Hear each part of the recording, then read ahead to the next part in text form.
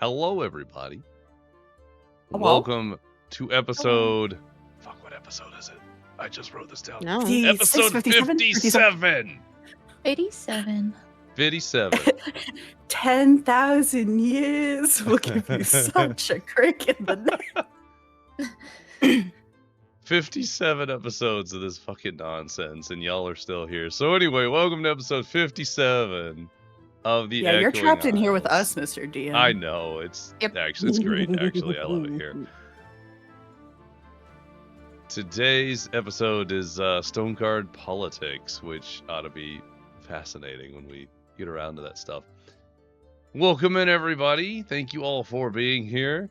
Sal, congratulations on being the first to get the quests, and the first to roll a d20.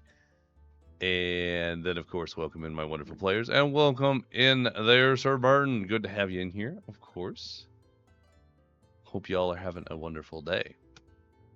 In the meantime...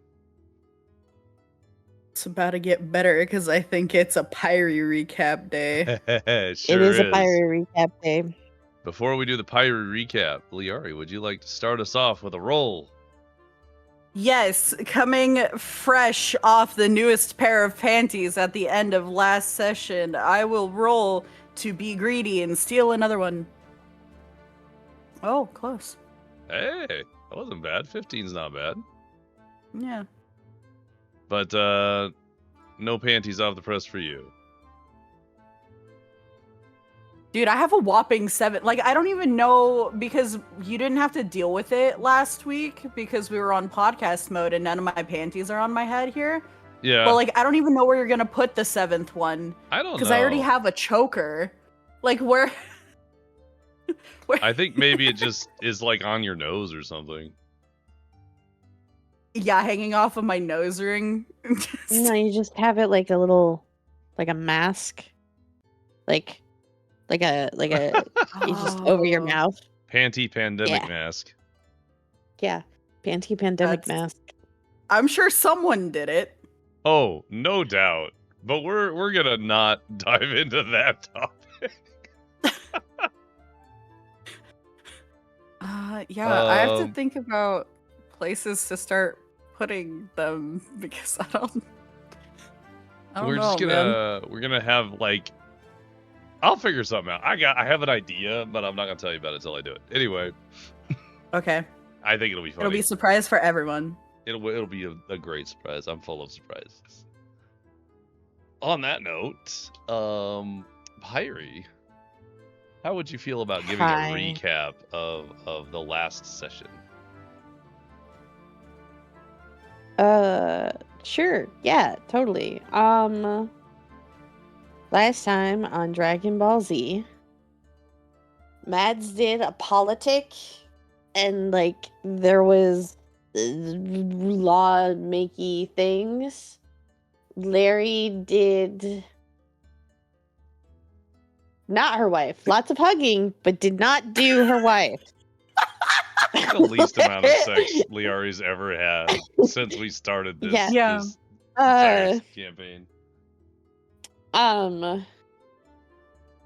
Emotional stuff with as I bonded again with Biddy, and Joe rolled super well for Biddy teaching time.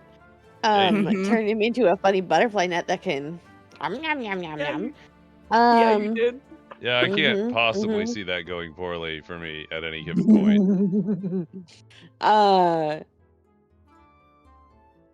What else? Oh, for some reason, Mr. Pickles decided to visit Maz to try and get on my good side for Pyri, but didn't inform me of it until after. I was like, yeah, whatever. So that was interesting. Gave him the funny cryptsyphilis paper. Cryptsyphilis paper? With the funny map thing. Evil diabolical plans, probably, maybe, shrugs, who knows.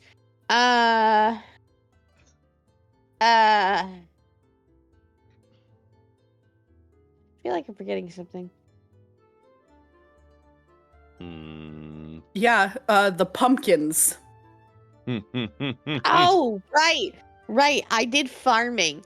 I helped Mads do a farming, and I made really, really big pumpkins and shit. Oh, also, the funny thing that Mr. Pickles did with Mads is apparently he is going to be assisting in the farming, but specifically by having his undead creatures, people, things, helping at nighttime specifically with the processing of all the massive fruits and veggies that we have because I touched the ground. You did good. Yeah. Anyways, that's it. Yeah, that's pretty on point. Yeah. What is there any specific bits anyone would like to go into more detail about? Slash. I was I'd like to distracted for the add- last piece, so did we do the mushroom thing? Huh? when as a mouse you tried to bounce on a mushroom and went splat, and then Morkella made you bouncy yes. mushroom? I did bouncy mushroom things. I was a Yeah. mouse and I did Oh, bouncy mushroom things. that's I right. can't believe I forgot about that. And Yeah. you rolled Yeah. a nat 20 on sneak, and then you rolled like a nat 1 on Like performance. So you the- walked as a mouse on 2 legs, but no one saw you. It was wild. Yep. Uh-huh. I was just What were you saying? yeah. Nonsense. What was your ad? Shy. I'd like to add my epic speech, Oh, and then my yes. dictatorship Yes. of whoever the fuck that was. I forget their name. It doesn't matter. Yes. Oh my god. Yes. Mads was in peak performance. All of you Mads were. did Oh big- my god. Big Oh. politics. What did I name yes. him? I remember I named him a meme, and I can't remember what I named him. Hang on, I'll find it. I Give was me a- wondering. Was it when we were why- going off on the stand stuff? Did you Yeah. actually do I was gonna say, wasn't it Stan? Wasn't it Stan something? No, I don't it think was No, it it Yelnats? wasn't Was it Staniel? It was No. not Stan. Wasn't it? because I no, know all we my were saying deputies, Jonathan. all the people that are on the board for like all of the different things of government are different variations of Stan, if I remember Mhm. correctly. Jesus Christ. Yeah, what was that dude's name that you fucking Hold on, waffle I'm stomped looking into Yell next Talk for a Tuesday? sec. I gotta find it. Who was Frank? Was his name Frank? God, don't know. That was it. You're That not was it. asking. It was his name was Raydarl Ganir, which his name is a meme if you put it backwards, guys. You expect me to be able to spell that to begin I with? see. I guess I was like, who's the ringleader? Yeah, so you literally took ringleader and Ah. put it backwards. Impressive, Mr. Dia. Thanks.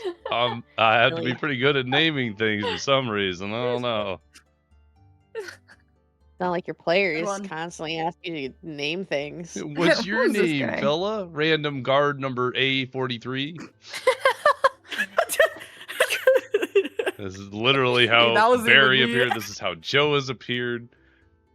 Yeah. Mm-hmm. It's true. You know what you should really do, Mr. DM? What should I really do? I'm scared of your answer though. We I should want you just- to be we very should just like sit down one of these days, like as like a side episode of things, or like something for you to do, and we just come up with the most ridiculous fucking names, make a gigantic, like massive fucking list, and then every time and just put them. We'll you just put them into like one of those like spin the wheel thingies and just like have it saved. And then anytime someone asks what's the name of that like of this person, you spin the wheel and whatever the fuck it lands on, that's their name. And then make sure to remove it from the wheel so you don't accidentally name Yeah. somebody the same. I actually love this idea. That's So what- much. We can make it a whole thing. And we can get chat involved, and we can all name a bunch of random people that don't exist yet, and then whether it's this campaign or future ones, you just spin the fucking wheel. And It's for all not we know, like they I'm- won't exist very long. Definitely not that I'm already making a wheel or anything. That's hilarious. How many stands are on the wheel? None. There are no Yeah, there's stands. gonna be a lot Stands of- a figment What? of your imagination. Busted wheel. L wheel. Busted wheel. Group psychosis. Yes. I'll have The to only add other a thing that I would throw redeem out. for chat. However, for my players and their nonsense, I do have a funny name channel in the Echoing Isles category that is available to you. Funny name. That is new. Let's go. Awesome. Also, as a fun Okay. fact, the wheel has supplied the initial set of names. Sick. Fantastic. To go back to the initial question of what else would we add, the only thing that I'm going to throw out there is the one thing that I was proud of doing, which was romantic bath time with wife, where I whipped out candles that smell like wine. Whipped out in the bath. Wayo. Yeah. Yeah. That was Just the really way. good, though. 10 out of 10. Good move. Yeah. Mhm. Thank you. Thank you. Yeah, Okay, there's a lot of okay. stuff going on. You are welcome to give me a favorite thing. However, I feel like after this conversation, you've all earned a D4 anyway, so the favorite thing is Yeah. fun. I like what the mysterious arcana rolls are tingling me. Cause I feel like I know kind of what it's for and where it's going, but I don't know. But so I'm like, yes. Mysterious arcana rolls. Beautiful, tasty. I have Very two good. things. I thoroughly enjoyed, obviously, the shakedown of the one individual, but I also a compliment to you, Mr. DM. I like how you set it up for us three because we're all very much doing our own thing. So I like how you kind of gave everyone their own time slot and like made it still work together even though we weren't all together. You know what I mean? I appreciate that. It's the natural progression of where you guys are, so it makes sense. But yeah, I appreciate that a lot. Thank you. Oh, yeah. Pyri, you are welcome to give a favorite, but you do not have to. Huh? Exactly. And on that note, I got a lore thing. What should I? Which one should I yes, do? thank you Blaine? for the reminder. I did forget we had the Lord thing. Should I do an unlock one? The time. I think Should I do the next you piece? could use. You know what? Actually, hang on. Let me go look real quick at the bits. The bits are in my. I have. DMs, I think they're somewhere. No, they're in here. Well, it's easy. Just go to the dream story thread because they're all in one spot. And I started naming them with numbers. And the only ones I've done so far is Unlock 1 and Azhyria 1.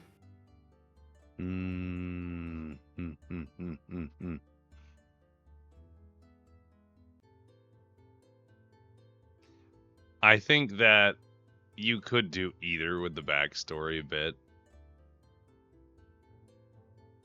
Yeah, do the backstory bit. The unlocks are from your past, right? Like past. Correct. Cool. Yeah. Cool. Hold on to those. They'll become. Oh. Yeah. I was debating if I wanted to use it for this. Let's use up the rest of your backstory bits, and if we run out of backstory bits during and all these are used, we'll start bleeding into the unlocks. So, on that note, would you like to read us a backstory bit? Crazy. Sure. I have. How in pain does chat want to be today? To start. Start with suffering, and then you can only go up or maintain. I'll do the first one from the slavery bit. So, yeah, that one's rough. Dulululu. let me set that. So this is This is going to be back in time with a very, very small Lyari. There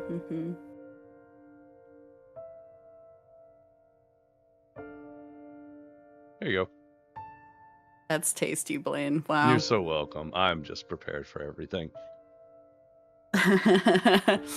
Okay, so I wake up in a cold, dark cell on a hard stone floor, and fear shoots through me. Where am I? What am I doing here?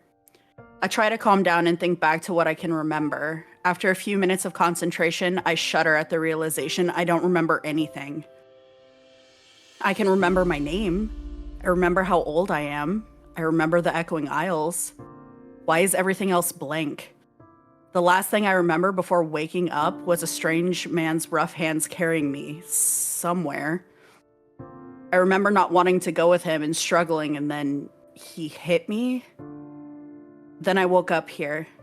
I feel tears start to pool and fall down my face. I don't remember where I'm supposed to be, but I know it's not here, and I just want to go home, wherever home is. After a while, I hear a door open somewhere and I can't see, and heavy boots stomp in my direction. I shrink into the smallest ball I can and curl up into the back corner of my cell. Keeping my head low, I eye the entrance to the cage as the source of the noise appears. A tall, greasy man wearing a scowl on his face peers at me through the steel bars. He says something about catching a nice payday and unlocks the door to lay a tray of food on the floor before kicking it towards me and relocking the cell. Upon examining the tray, there's a small piece of stale bread and a mystery slop that makes my stomach churn at the sight of it. He grunts at me to eat and exits the room, leaving me in the smothering quiet once again. I can't bring myself to eat, so I stash the bread away and cry myself to sleep. Why are you making me so big? Oh my god. I felt like it would End be of a little more story. dramatic as you slowly got bigger as the monologue went on. I'll pop that into the Discord for short stories as well. Huzzah. But there you go. Thank you For very, waking very up much. in captivity. Thank you for your backstory bit. I'm excited to release more information about Lyari's backstory. Chad, I hope you enjoyed. On that note, that was huge. Lyari was huge.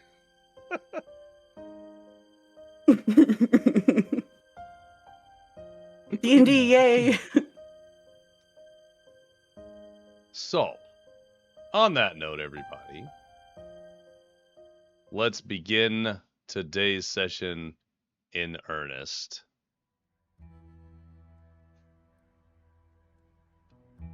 So, today, who starts today? Who do we end on?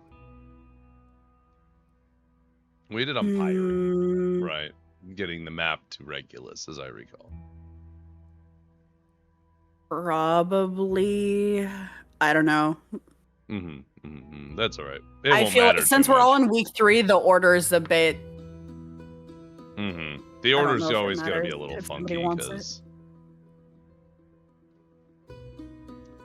Shall we roll for it in the spirit of D&D? in the spirit of D&D, yeah. You guys roll d20s. Thank you for the recommendation. I like this plan. Let me pull up the dice tray for everyone to see. Luck die! We're just going to go on just a regular 20. We're going to go from high to low.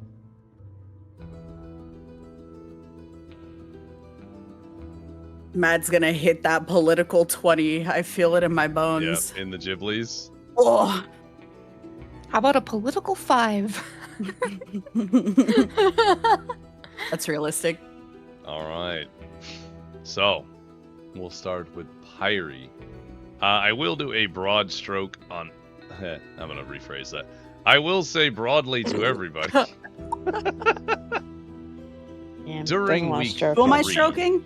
Broad stroking. During week 3, Is there anything that anyone would like to do explicitly outside of the intended course of action? Like, is there equipment that you would get? Is there a place you'd check out? Are there other things you would like to do during this time frame? I don't know. It could be anything. It doesn't have to be a shopping episode or anything. It's just more like, you know, would you pursue something, or would you just be taking the time off working on yourself?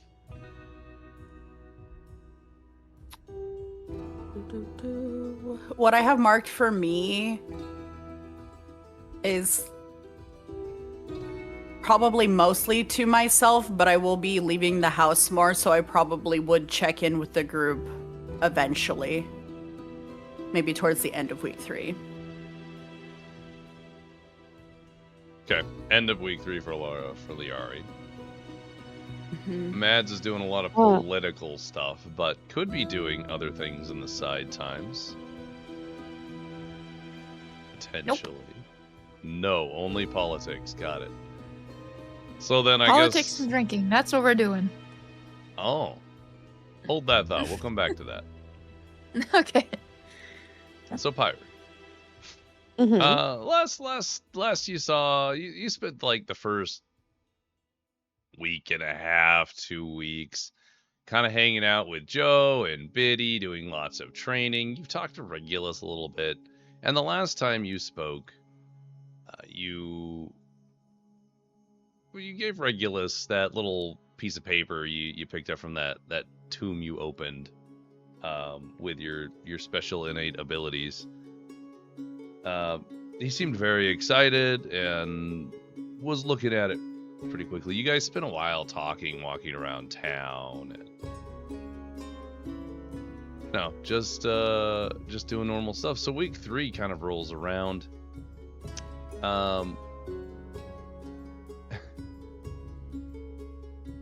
Is there any particular place you tend to be during this time? You've been here for 3 weeks. You would have probably fallen into some level of routine. So, since being here, Pyri's felt like she's done her stuff as far as keeping up with Joe and kind of monitoring on the side Mads and Larry, and everyone's recovering and stuff, so she's defaulted back to her actual plans. Because this entire everything has more or less been a side quest for Pyri. And I started reinvestigating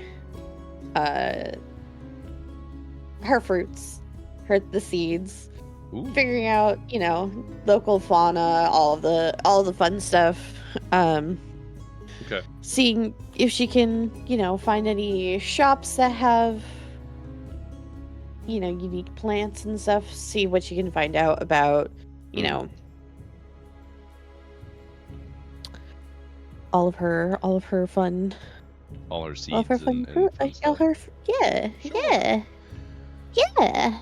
I will say the city is in recovery. A lot of places got damaged, destroyed, or at least closed for a little while the city started to recover. But we have reached week 3. The city has become a little bit more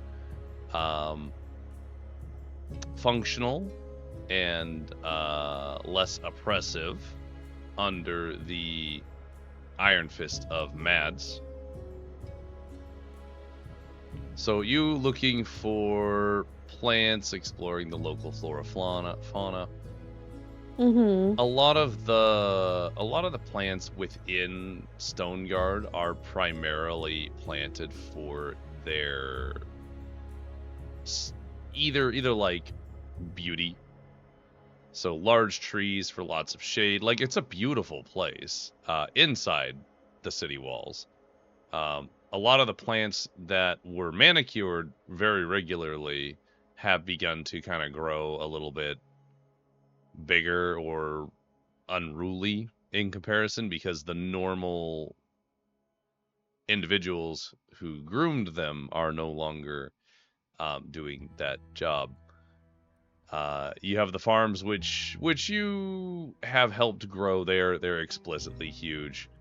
There is a bit of life and flora coming back to the lower residential district, which is going to be the slave area, which is primarily barren.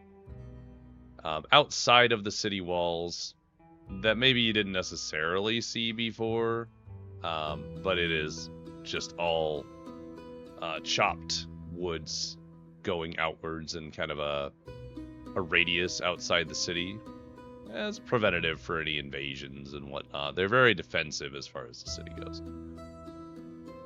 So all the local flora, all the local fauna was all fairly basic. There's nothing explicitly outrageously interesting in this space.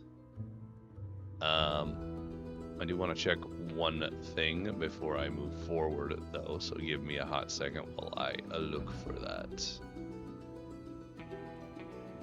Because that might be relevant.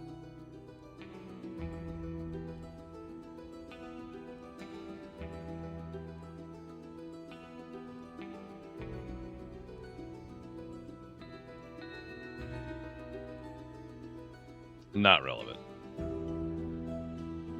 Because it's not there. As far as your shade fruit and your seeds go, how many?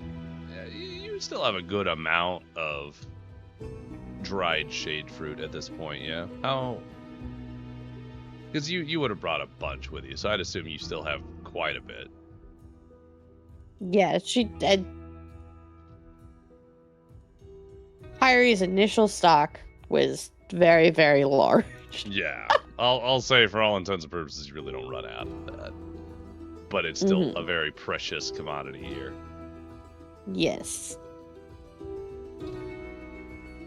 Okay. And what are you doing with the seed that is now glowing a gold and magenta?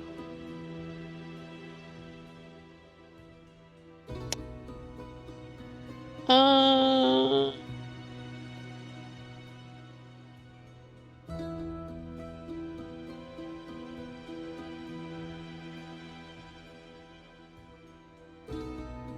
don't know. I feel like Pyri would be very confused by this and just kind of, places it in front of her and just stares at it, contemplating what this could do or mean. But she doesn't want to plant it because of obvious reasons. She doesn't want to, do anything crazy, but she also doesn't want to tell people about it. Mm-hmm. Because she doesn't know what she doesn't know. She doesn't know. She didn't. Cool, Pyri. She's just you're thinking stares at it really hard about this seed. I would like for you to give me a couple of checks. Oh God. I would firstly like you to give me a nature check, then an arcana check. That was scary. That was almost a 1. That'd be wild. It's the fact that I have a +12 on nature, though. Right. No, that number's insane for real. That's why I was like, you would be fine rolling any number but a 1. Well. Also give me one additional one, which is going to be a straight wisdom check. Just a wisdom check. Just putting some stuff together or not. Okay.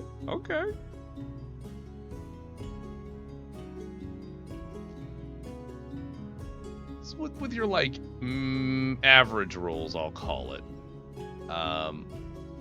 Obviously, the seed having any reaction to anything at all is pretty impressive, pretty crazy. You've never seen it before, nor have you ever heard any stories about it before. These seeds are incredibly hard to grow, and they've only ever grown in your home, in your homeland on Mount Maiden, in an entirely different portion of the world. And even then, they're never glowy. So, what would happen if you planted this seed? Would it die like all the other ones you planted outside of your home, or would it do something else? Mr. DM, I also have an idea. What do you got? I'm just gonna look at the seed and then pull out one of like the normal ones, the non-magically imbued ones. Yeah. And then just has the thought of, have I ever actually put like magic in it? And then she's gonna try and like actually put magic in it. Sure, yeah. Is there any particular type of magic you're attempting to push into this thing, or is it Shove just Mr. in Pickles in general there. vibe?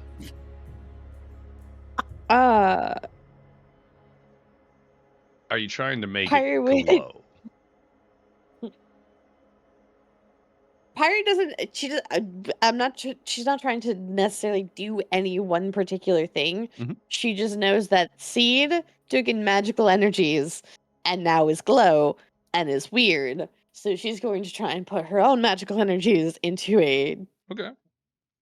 another seed and see if that does anything. And it's going to be like, the same type of stuff that she would do if she was using like. We'll say the same type of feeling of like when she uses like her actual like druid stuff of, with plants and everything and like growing shit. That specific type of magical energies, if that makes any sense. Absolutely. Uh-huh. As I'll have you expend a spell slot, which won't really apply here because you're not going to get into a battle, but what spell level would you like to expend? Pyre's gonna go like full hog, just full hog. What's your highest spell slot available? 6th. Okay. Whoa. I forgot we're beefy. You pump in a 6th level plop of magic into this inactive, if you will, level plants. And you put in your druid powers specifically. Yeah. Because nature. Mm-hmm. Yeah, nature. Yeah. Yeah. Go ahead and roll me a luck check along with that 6th level slot, would you? So just a D20. Just a D20. Okay. Sheesh. You push all the energy you possibly can into this tiny little seed. Having never done it before, you kind of fumble around with it a bit before you find a way to sort of siphon it out of yourself and into an object. And it's a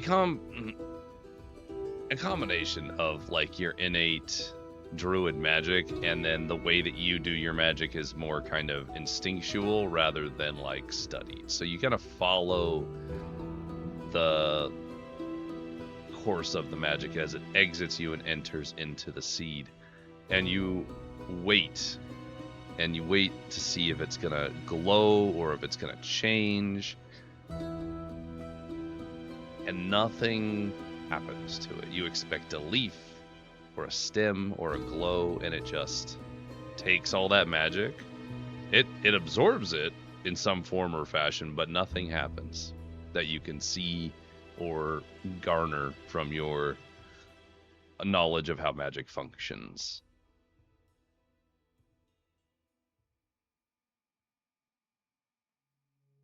Damn. A solid effort.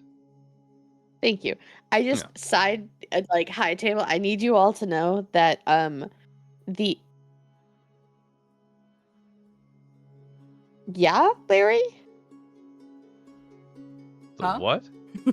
Sorry, you Oh, Lyari typed in the chat and it zoomed absorb in one on seed. Larry and it scared me. And I was like, anyways, I know the why associate in the movie accepted because I made them watch it. Yeah. But if you remember the pineapple guy, he was just like, I want to learn how to blow shit up with my mind.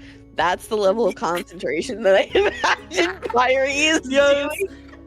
We are shitheads. I just like has the seed and it's just kind of like staring at it, trying to put her fucking magic into the seed. Anyways, Amazing. Roll me a perception check with disadvantage. Say that again. Perception check with disadvantage.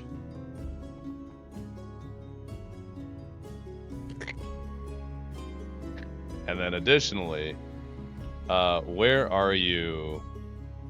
Oh shit! Nice, that's crazy. Feel Where 12. are you actually doing this at?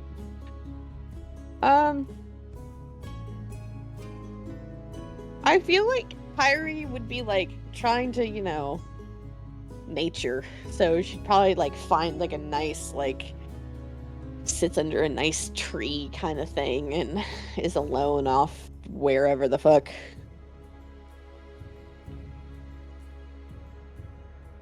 Okay. Yeah, we'll say you're just kind of off in like a little hidden garden or something somewhere. But as you're concentrating on that seed, you are watching it with eagle eyes for any shifts, changes, anything at all. To the point where you don't really notice the steps behind you until the individual actively chooses to step on a patch of gravel or a patch of like leaves and make a crunching sound behind you to like alert you to their presence. And as you look up from the seed, wherever this may be, in a small garden perhaps, you do see your good friend Regulus kind of approaching and waiting patiently to interact with you when you're done. Pyri's gonna kind of like glance up at him and just be like, I'm trying to make it do something. He'll slowly walk over and kind of like just look down at the seed in your hand. Do you just have the one out or do you have them both out? She would just have the one out. Okay. And probably like clutching the other one in her other hand, like, or like put it in her pocket or something. Yeah. So Regulus will see the inert seed. Kind of look at it, look over at you, kind of with a tilt of the head. Well, that would be very difficult, seeing as you are no dryad.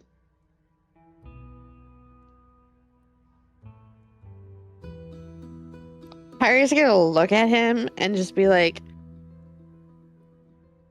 but I'm a druid. It is true. And like, and she's just gonna be like, gestures in the general direction of all of the like farm shit that she helped with recently and making shit grow. And she's just gonna stare at it and be like, why is it different?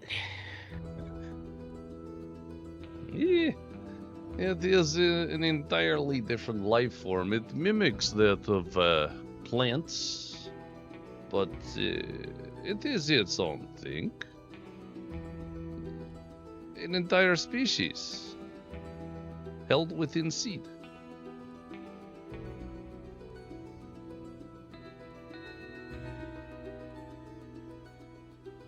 Pyri's gonna look at him with like this contemplative like face. Like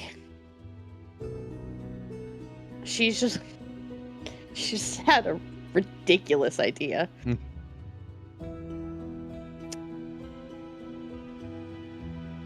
And like, she's gonna say, she's gonna look at him a little like thinking that she's kind of, like she's really smart for this thought, and just be like, could I put this? Can I graft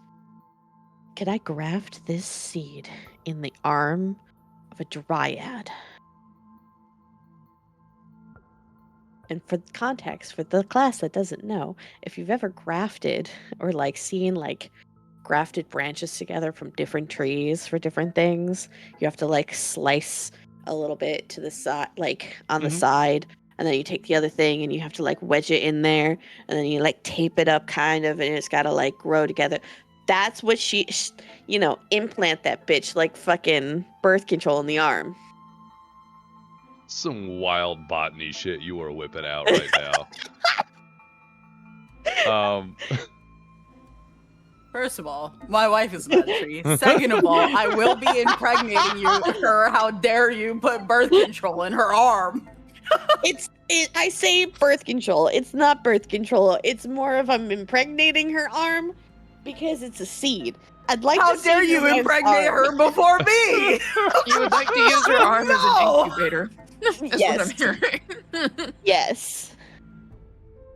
Because in Pyri's head, arm equals crazy. branch, and therefore... What am I... Oh.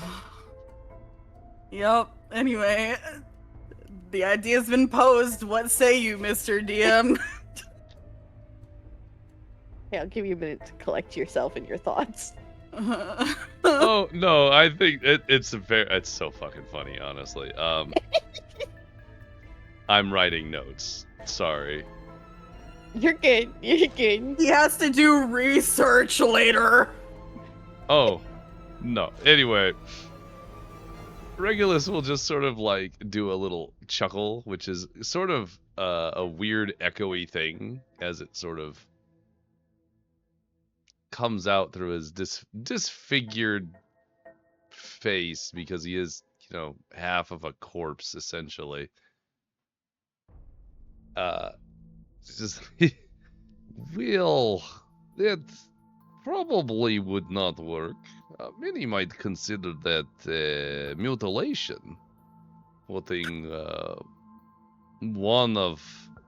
a piece of one's own species into another. Huh?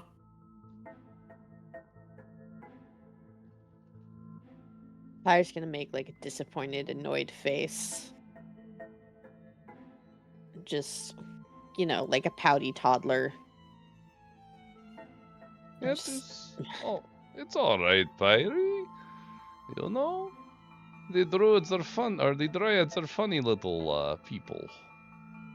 They grow from, well, those things. Tiny seed. Pyre's immediately gonna perk up and be like, "Can I grow my own?" Yeah, I suppose you could. I'm not sure why you would. They are just like any other species, and you cannot raise them when they are dead. Say that again, Mr. DM. You cannot raise them after they die. Not Well, in the that makes way sense. that Nikael would.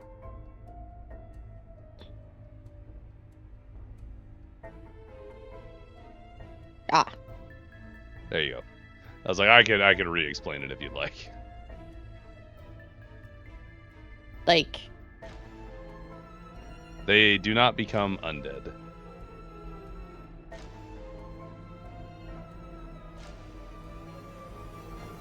So you could raise Azhyria back from the dead as a living well, creature. yeah, but they But don't become undead. In the context of any other race, you could raise them up as like a zombie or skeleton. Right. And that is how they serve Nikael. Sorry, I guess I just didn't understand it in the context of what Pyri was asking. My apologies. Re-ask. Can I grow my own dryad? Period. Oh. Not raise it from the dead, but raise it. Yeah, but Actually. I think Regulus is operating under the assumption because the dryads are assumed to be extinct. I think that's why you got the answer you did. A dryad can only be created through the powers of another. You are not dryad, so you cannot do this thing.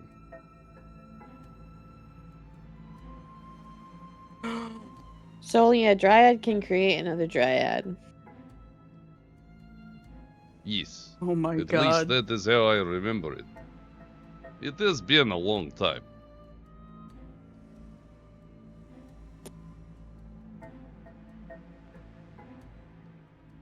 Dude, Pyri is my now wife an and immense Mads fan. have a fucking love child that you're carrying in your pocket. I'm in shambles. I'm crying. That's so funny. How does one make, or how?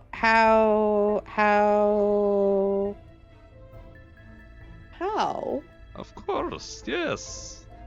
As I understand it, it was not my, it was not the focus of my studies at the time.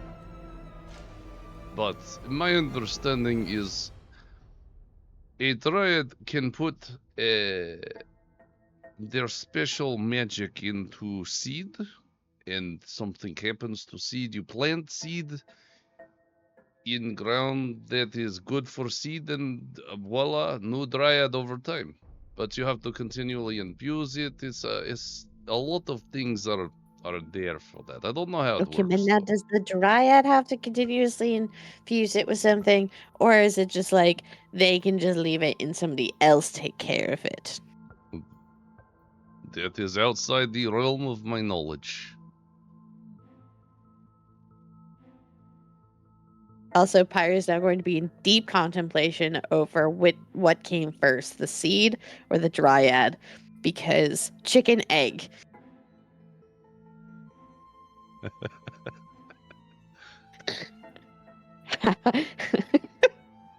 how Pyri's just gonna sit there kind of like mumbling to herself and just how did it,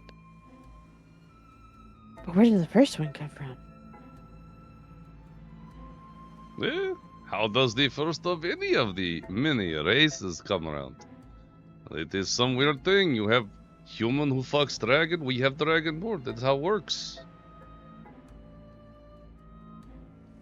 Or maybe the dragon Pyri's just fucked gonna human. look at I don't him know. and then just be like, but then who did that to a tree? The living are very strange. You know this.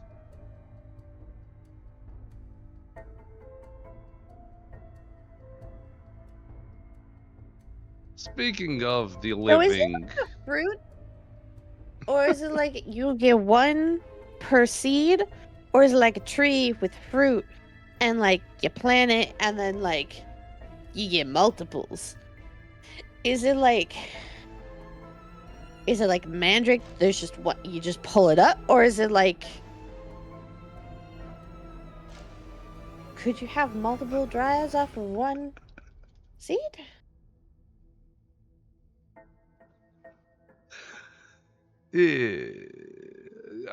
I think, Pyri, you may need to talk to someone who knows a bit more about these dryads and their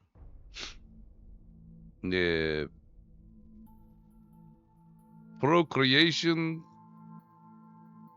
bits. Pollination. You need a Pollination, expert. perhaps. Propagation, mayhaps. Regardless, Pyri, unfortunately, I do not have more information on this. However, I do have some things I wanted to ask you, if you have a moment. Oh, sure. Wonderful. Pyri, you and I have spoken in the past about Nikael, god of the Order Dead, yes? Yeah, nickel pickle. Nickel pickle.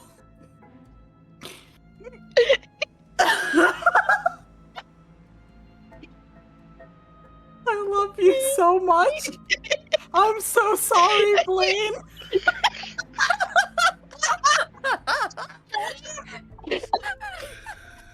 Y'all can't see me. I actually, like, rolled back from the desk for a hot second, because...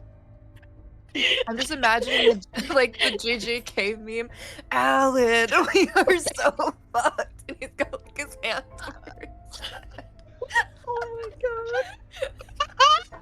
I'm crying.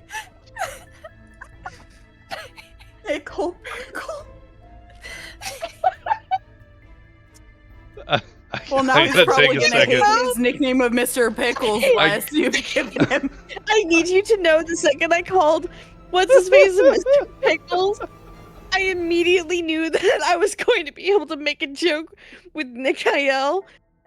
Specifically because I have a cousin named Nick, and when I was little, I used to call him Nick Pickle all the fucking time. And I was like, wait a minute, I can bring this into D&D. Oh my god. I'm dying. Okay. I love killing the I love DM. D&D. Where's the channel in the Discord of what Blaine names the characters versus what we hear? Where's that channel? I want you to know. What Pyri hears. I What want you to Pyri know hears I'm not happy specifically. about this, but you caused me to stop so hard. Please enjoy this inspiration. You can use any time you like. Also, fuck you. Oh my god. That you broke the DM Also, fuck you. inspiration. That's crazy. Jesus Christ. Yay. That's Oh, I love fun. D&D.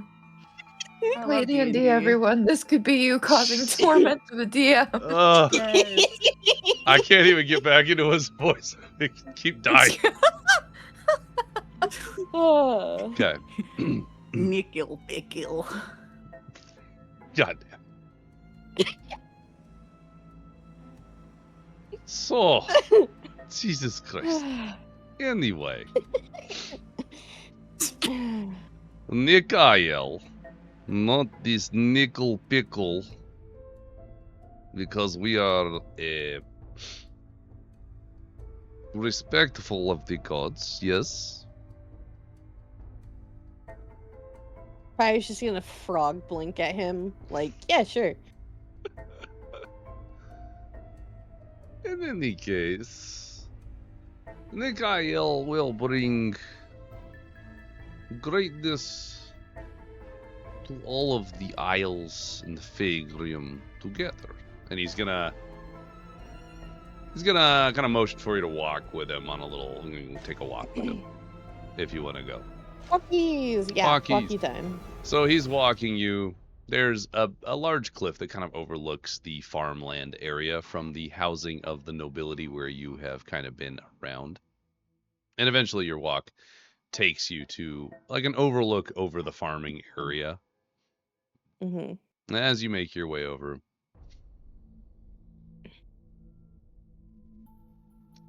Pyri, the living can be difficult to manage. As you see, we have had large conflict here in this city of Stoneguard that could have easily been avoided. The wars could have been fought by the undead, or we could have come to an understanding and no wars fought at all. And now that the war is over, take a look down, and he's going to motion to the farmland below. And you will see, actual humans out there, like humans and people and normal living people that are harvesting things right now. He's like, look closely at these individuals. Look at how they require rest. It takes them longer to do the same job that an undead would do without break, without qualms. I have made deal with your small friend Mads about sending the undead to help with the living's tasks and break down all of these food goods to save them trouble and pain. And it seems that the small one, Mads, was very happy to take this deal because it helps everyone. Don't you agree?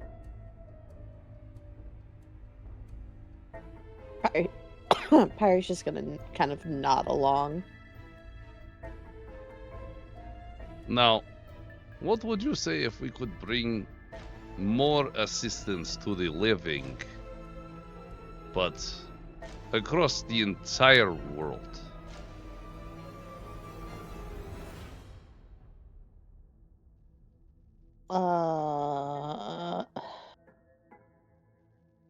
It sounds like a lot of work. Well, it is a lot of work. If we did not have this wonderful scrap of paper you have obtained for us. And he's going to pull out that little piece of map. Like, now, Pyri, I am going to share with you very important information. Are you ready?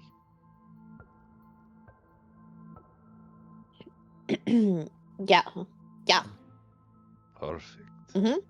Now, Pyri, this little scrap of paper has completed the map I have been searching for, well, for centuries. It shows the location of the hidden marrow staff, a artifact of Nikael that would allow us to provide assistance to the living across the world at all times, has the potential to channel the direct will of Nikael and raise the undead in masses unheard of. Now, the goal is to spread the word of Nikael so that all may know of his greatness.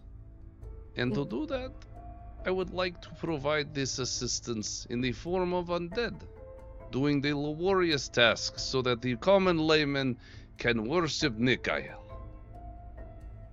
Does that not sound like a utopia? Do I have a question? Of course.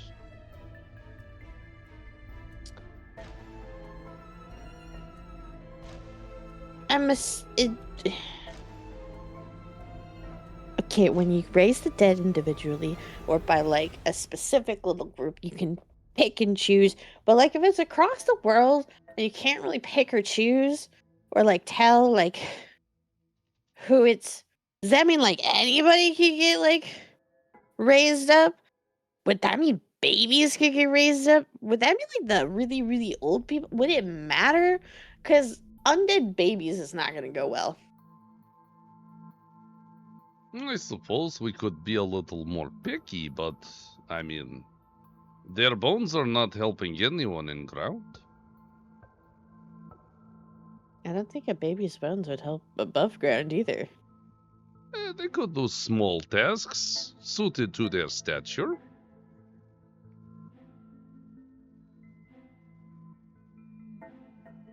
Regardless, we do not have to raise the undead children, of course. We could raise those who died at the middle age or the elderly. They obviously have grown to their full size and would be the most useful to the living. Would you not agree? Okay. Perfect, and we are in agreement, which brings me to my next point. Pyri, the map that I have discerned through this paper you have procured for us leads to a temple that has been hidden from my sight until now. It resides on the Isle of Eternia, and it is known as the Black Ziggurat. That is where this artifact has been placed for safekeeping. And I would love if you would accompany me to procure it.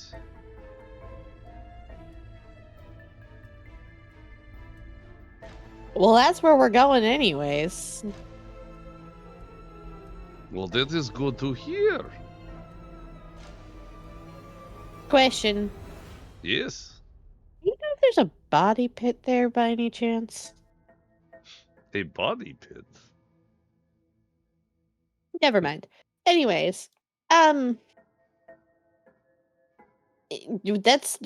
once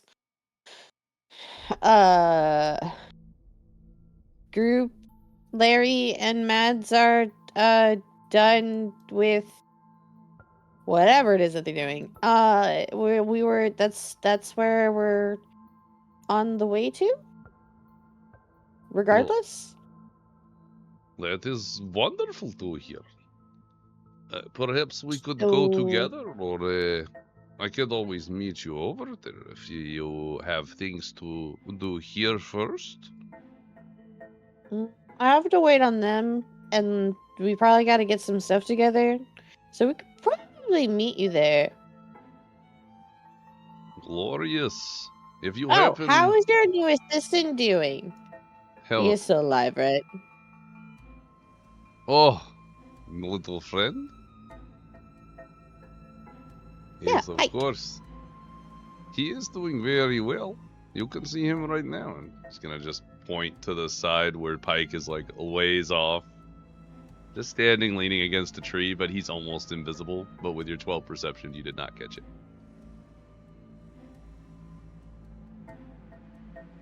No, good. He survived so far. He has been a convenient set of hands for someone living. I have kept him alive and cared for because you have asked so, and will continue to do so. Pyri's gonna do her stupid thumbs up thing and just be like, good job. Very good. And now, Pyri, I shall take your friend, the Pike, I believe you call him. Yes. He's not very Yes. talkative, you see. No. No. I shall take him with He might me. be a little angry. We will make way to Eternia at end of week. I have some small things to gather. I'm sure Pike could use a moment to steal things living people do.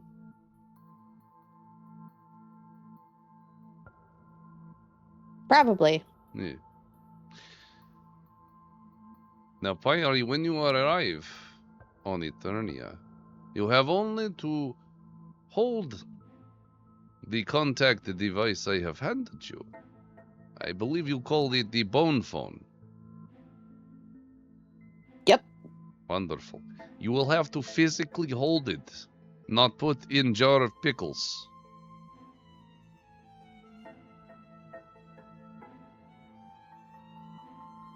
He's just gonna nod to himself. Yes, not in jar of pickles. Wonderful, Pyri. I am excited Pickles are to... always only as a Hmm? punishment. Hopefully we are no longer in place where you feel you must punish me. We are friends, yes? Yes. Yes. If you need to contact me, use the bone phone. Otherwise, when you arrive at Eternia, inform me and we shall rendezvous at the Black Ziggurat.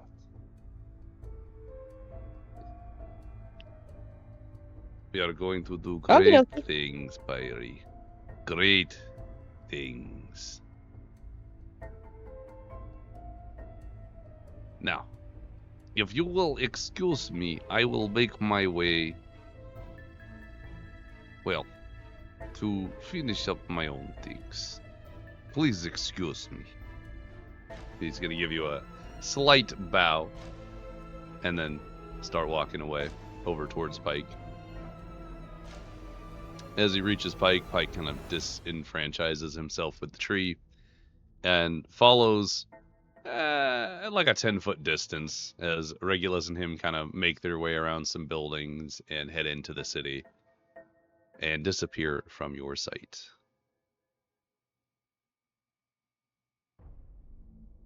Fantastic. Fantastic. Is there anything that Pyri would do this week outside of my interaction planned?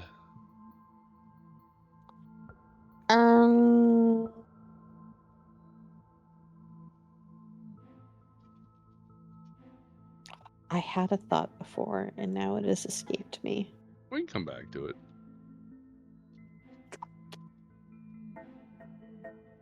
Ooh, I know exactly what Pyri's doing.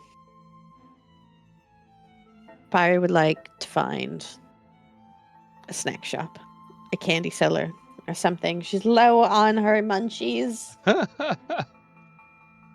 She requires sustenance. Sustenance. I will say let's give it a roll. Give me a perception roll to find a shop that still makes sweets. You easily We find... roll high on the important things. Yeah. A sweet shop has opened up again near the docks. You know, you're getting a lot of like coming and going sailors, all that stuff. You go in and procure refills for a large majority of your sweets. The only thing that you cannot find here are sugared cucumbers.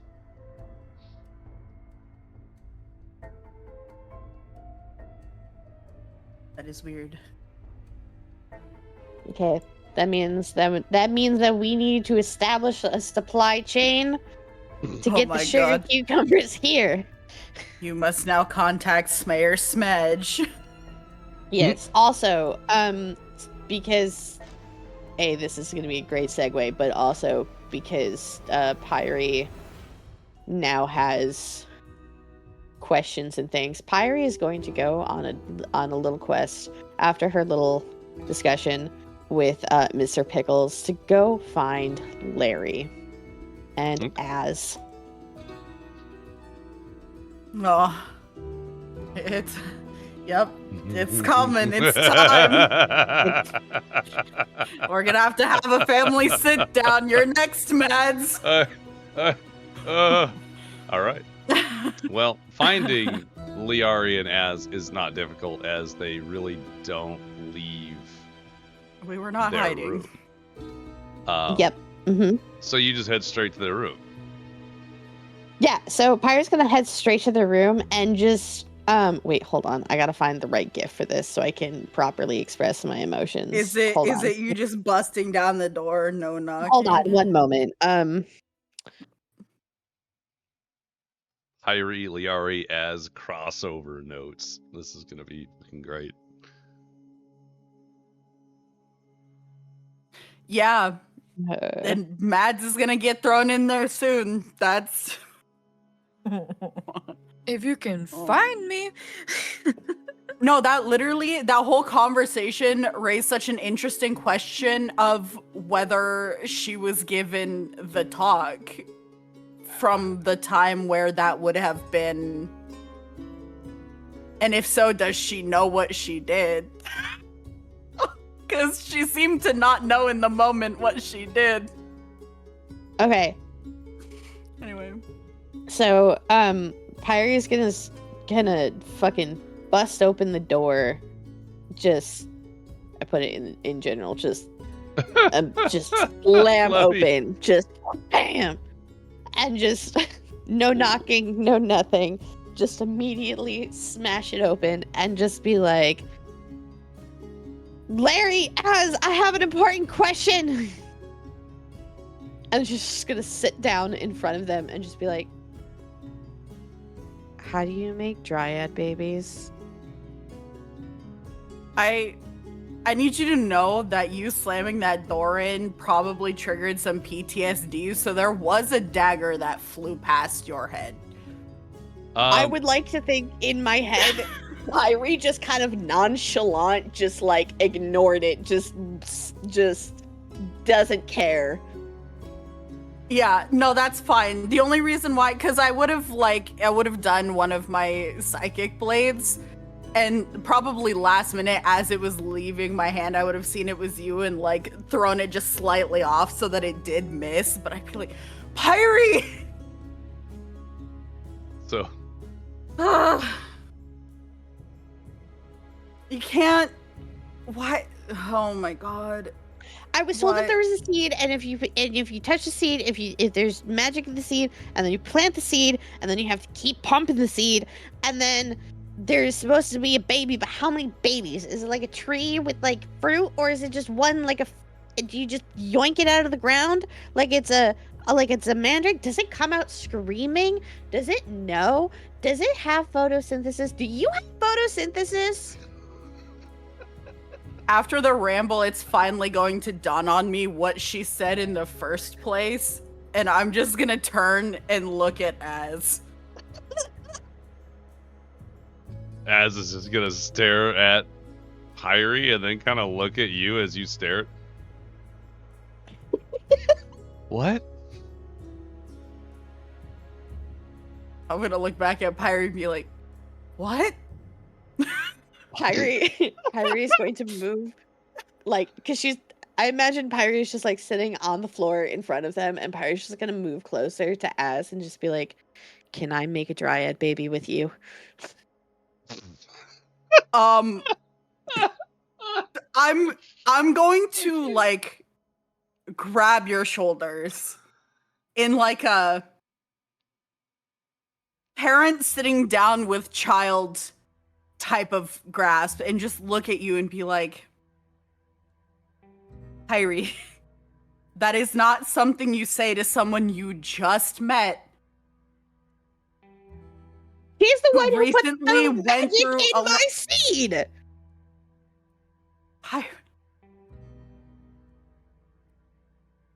There is no way that you turned me down all that time ago just to ask to have a baby with Az. There is no. There's a difference between baby and what you were asking for. Az's head like whips over to Lyari.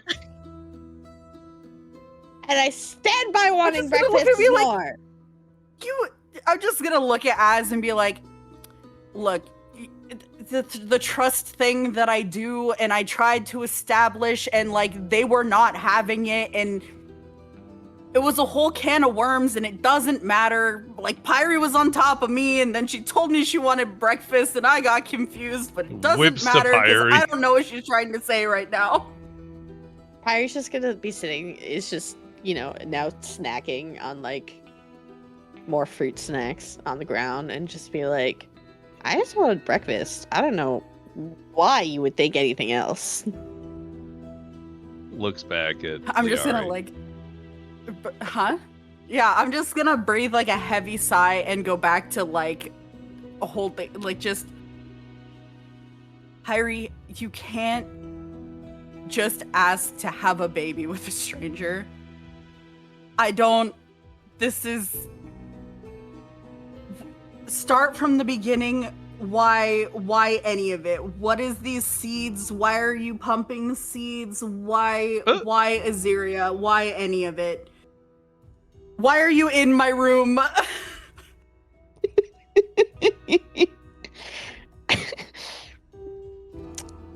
Pyri's gonna cue Pyri tangent.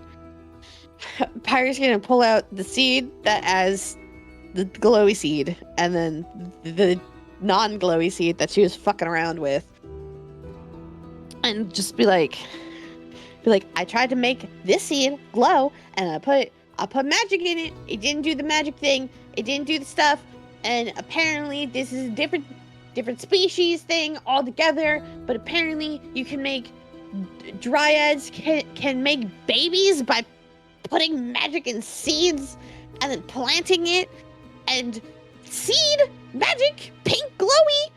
Wait, It's how I want to know. Az comes over and immediately just walks up to you, one hand on your shoulder.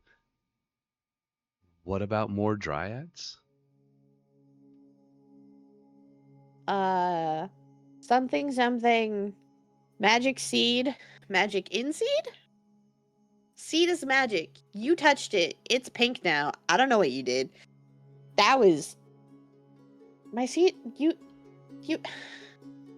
Pyri doesn't know how to explain and just kind of gestures to her and seed. You can't see it, chat, but there's hand movements happening at the moment. Hold on. I have an emote now for this. Hold on. This is Pyri. It is. That is really on point. That's really on point. This is Pyri right now. I should be like, seed magic, your magic is in my seed. I was told that apparently, the dryads make more dryad by putting magic in seed, planting seed, and I don't know, something about doing something to that. Okay. I didn't really understand it. Wait. Pumping Are seed, you pumping plant?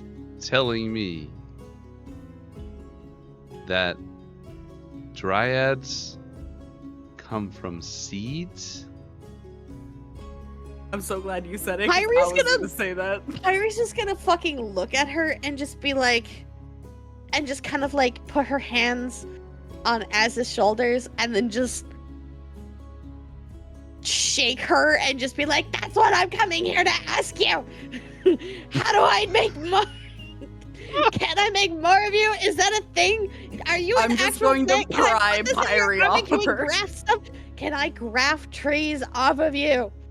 Az is gonna She put has her so many put her No. hand, her other hand up on your other shoulder as you're like shaking her. She's shaking. I don't know. Oh my god, we And never then got the Pyri's talk. just gonna be, Oh. Pyri's gonna just be like, what came first, the dryad or the seed?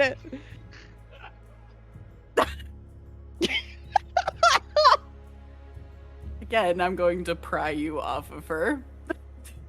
Just be like, okay. I'm gonna look at Az and do my insight thing because I'm sure it has come up at some point through our many time together that this is something that weighs on her at some point. So I kind of want to check in with her face and her body language before I say something. With your 21 insight, because while Pyri sees God, you see into God. Yeah, well, Lamau. Yeah. This is a lot of information for Ez, and there's never really been an answer why she's the only. She knows she's a dryad. She's been told she's a dryad, but she's never seen another dryad. There's never been talks of there ever being another dryad to your recollection of your relationship with her, and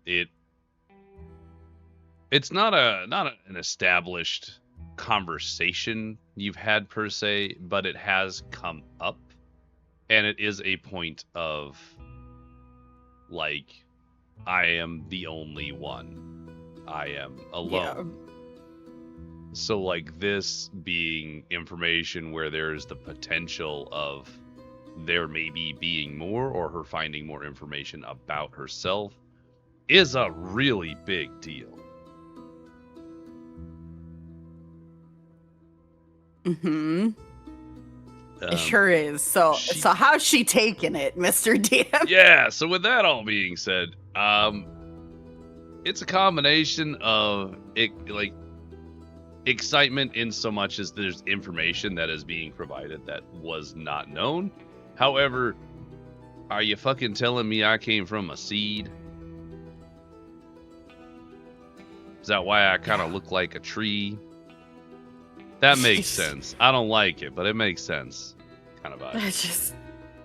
Okay, so then, yeah, as I'm prying Pyri off, I will, like, plop her back down where she was. And I'm just going to move over and take Az and sit her down on bed. And I'm just gonna be like, where did you learn about this? Mr. Pickles.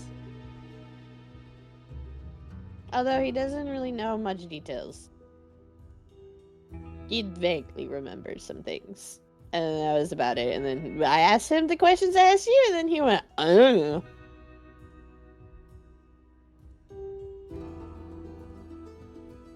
Please tell me you did not tell him about Az. Nope.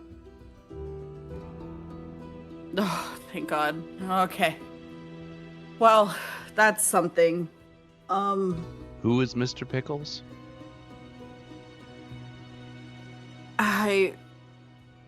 Someone I really don't like that we had a run-in with and almost died because I swallowed his precious paper. Why were you... Just gonna look over at Pyri and be like, kind of look between the two of you and be like, wait, why were you talking? Pyri's just gonna be like, he helped me make this. And she's just gonna hold up Hambone. Like a cat. You know, when you pick up a cat and you show it, and you're like, yeah. Like by the little armpits. Yep. Has she seen Hambo? She must have seen Hambo by now. She's seen him. I don't know if Technically speaking, I don't think she's necessarily had an interaction with Hambone at all. Directly. Not an interaction. He's just been around. Well, he was around for a little while, kind of, but since we've been in Stoneguard, I haven't upped that spell. And you guys have been in the room, so this might be her first interaction with Hambone, period. And seeing him. She's gonna kind of like step over me. Oh, why is he covered in leaves? And she's gonna like kind of lift up some of the leaves to like see the cute little piggy underneath, and then it's bones. And she's, oh. Whoa. Is that... Pyri's gonna do the funny Anya smile kind of thing, like the Anya smile. So good. I put the given in. Yeah. The general.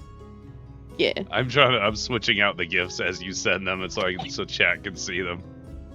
The look that is on Pyri's face of just like Why is this dead? Was.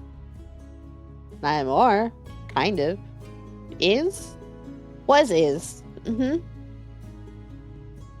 There is a very slow turn towards Lyari, and that very slightest of head tilts that Pyri would notice, but not necessarily being Pyri put together, that it is a like, what the fuck?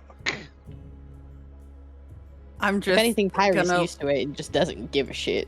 Yeah, that's fair. Yeah, I'm just gonna look at her and remind her of the conversation that we had in the sewers, and I said, remember when I said that they're weird?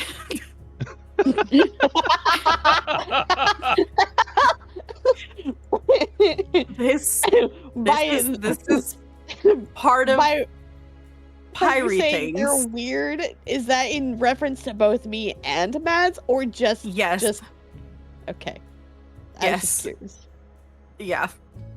So just remember when I said they're weird. This is part of Pyri's weird, is she does stuff that I don't get it.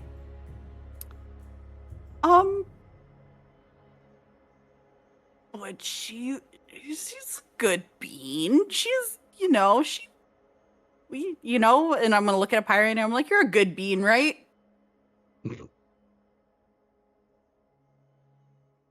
Pyri's just gonna look at her with like just a blank stare.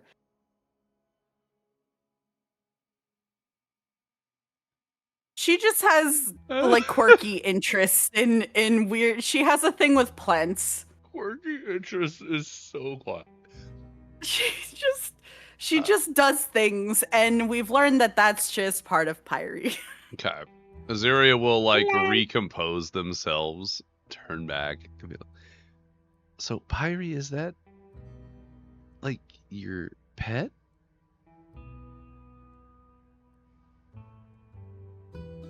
Kinda, yeah. He was a home for Biddy for a while. Oh. Who's Biddy? A pet baby mimic. There's a stare, and just a long, like 5-second stare.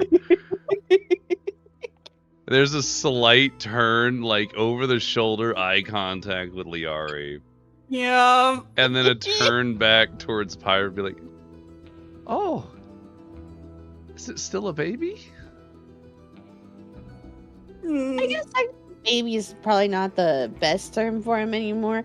But he is getting pretty big. He's learning a lot. He can turn into a really cool shield thing now, and I taught him how to turn it into a butterfly net so I can put it on people's heads, and then, well, not people, but like monsters and stuff. Slash find an easier way to feed him sometimes when we're out and about, because, people get weird when you try and shove a giant bone or dead body in your bag.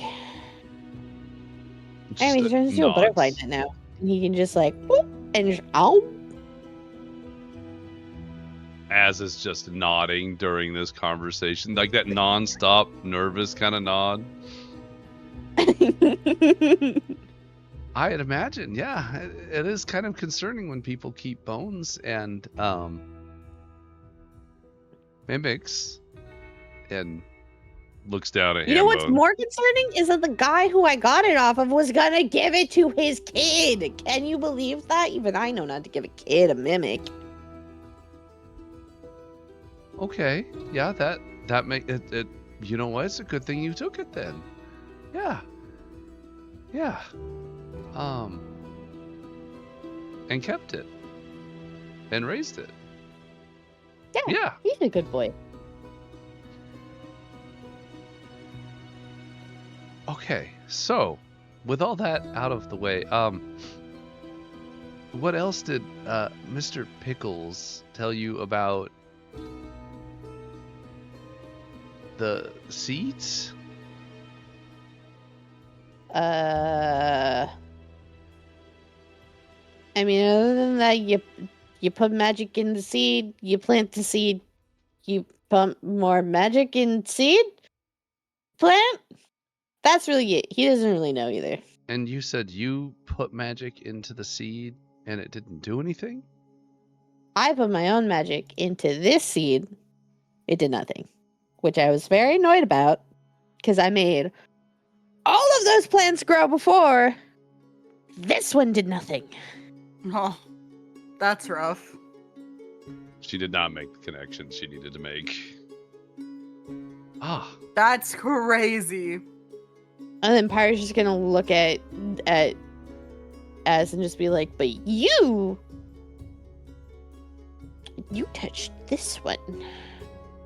Pyri's gonna be like, it's gonna be like, you touched this one. It's glowing now. It didn't do that before. Pyri made the connection, Az did not.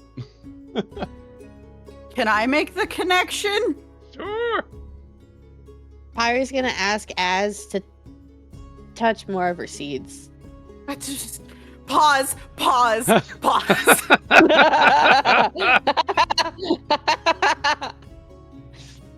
Do I need to roll to make the connection? What was everyone rolling? Well, Pyri didn't need to roll because Pyri just said the connection. Yeah. The connection was really just Pyri wasn't able to put magic into a seed, but Azhyria was, but Azhyria didn't make that connection. That was it. So what do you want me to roll to connect it? Because I was like, can I connect it? Roll You're insight. Like, sure, but it's oh, okay. Yeah.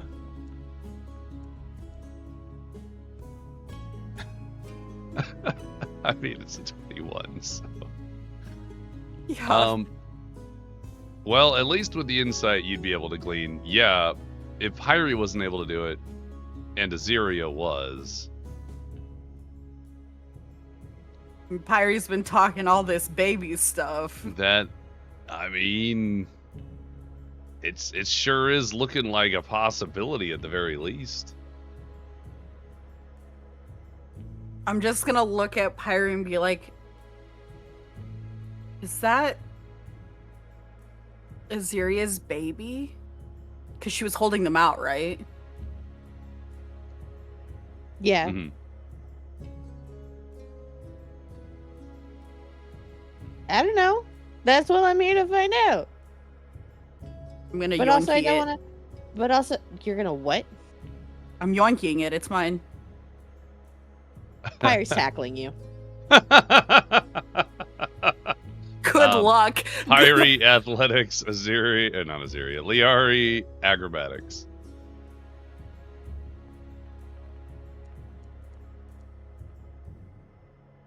Yeah. Lyari does manage to yoink the seed.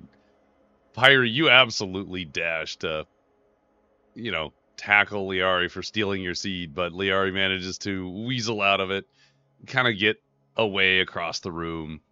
And no matter how much you kind of chase her or try and like catch her, it's like trying to catch that like 8-year-old who's able to just get around you somehow because, you got the 30-year-old back.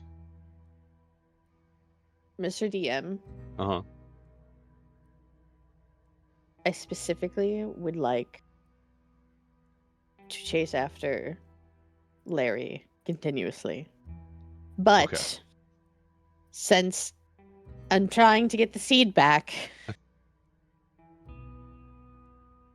I'm like, Pyri knows that she's going to have a hard time. She's going to have to like grapple Larry for this fucking seed.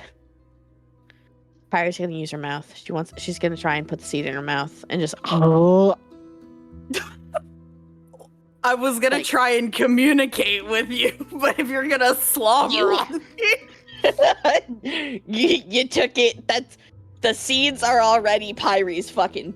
Those are her babies, and now you just took her baby essentially. So she is. Yeah, and so you try and tackle me, so I'm gonna be like, Pyri, stop! This is hers.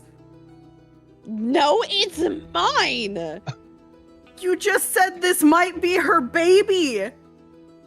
But it's my seed. It's my plants. You guys are running around the You room, have more. climbing on the bed. I Jumping don't from care. chairs. It took me 100. I ran from home with these 100 years ago. I'm not giving it up. Well, you don't have to give it up, but we have to be careful with it. Az is gonna try and get in between you two. Oh, fantastic. So as Lyari, as you scoot away, she reaches out and kind of grabs your arm to slow you down, steps in front of Pyri as like not an aggressive movement or anything, but like a stop. Everybody stop. Well, I'm Lyari, gonna stop. can I see the seed? Of course. And I just give it to her. Pyri, would you try and take the seed from Azhyria? Pyri's gonna like do the pouty like. Hold on.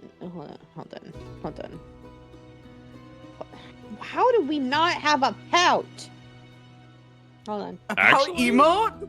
That's crazy. We don't have a pout emote, and I am disturbed by this. I have I need a pout emote. 2 out of 3 of you are people who can add emotes. Let's go. I'm I on it. know, I'm I'm on on it. it. I'm on it. I'm already on it.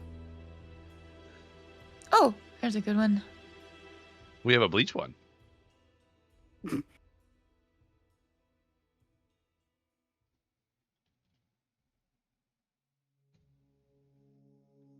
That is the most energy I've expended in days running around that damn room with I my just one imagine you- unborn child. You guys are just playing the floor is lava. Yeah, that's what I pictured too. Like, Pyri, stop! Not And you're just trying to tackle me, and I'm just avoiding you. Like, seriously, this is the most precious thing in the world right now. What are you doing? amazing. Oh my god. So Azhyria just kind of holds the seed, and it glows that gold and a magenta color with the interesting kind of like clash of colors in the center, almost like a wave that continues, like a squiggle that rolls around the entire edge of the sphere that is the seed, essentially, and it just radiates these 2 colors. And Azhyria just holds it in her hand and seems to be contemplating. She takes a moment and turns to you, Pyri. Do you have another that has not been tampered with?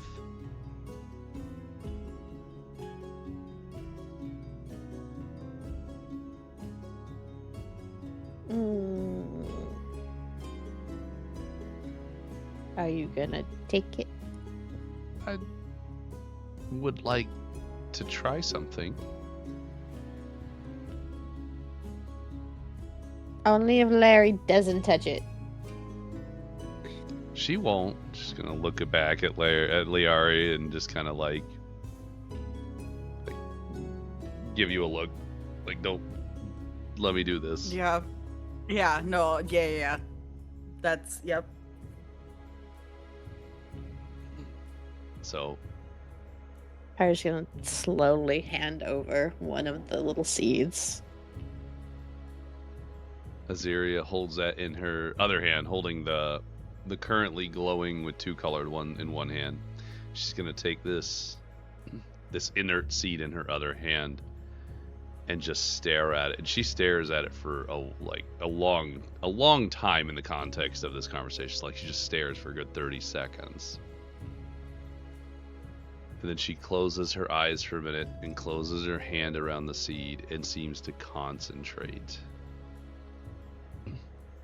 Will both of you roll Arcana?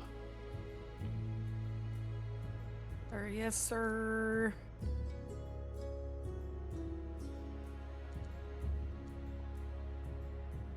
Nice. So, Pyri and Lyari, there is an interesting emanation of power that you didn't really necessarily clock up till maybe this point. But whenever like Mads uses their funny gold red magic, there is a small tang that seems to exude from them for a moment, and you never really noted it before. You never really noticed it. It's so minimal, and in the heat of a battle or like discovering it for the first time, it's strange. However, in this moment, you feel a similar but different sort of tang of that magic as it exudes from Azhyria for a moment. Additionally, Lyari, because you rolled a 15, which was the threshold, you've also felt a similar emanation, every couple days for the last couple of weeks, it's been very faint, and it always seems to appear and disappear in a flash. It's almost like if you smell something for that 1 millisecond and it's gone and it was never really there, but your brain thought it was there. That's what it's been like, and you recognize it's a very similar sort of magic, if you will, that you've been feeling emanating from the west.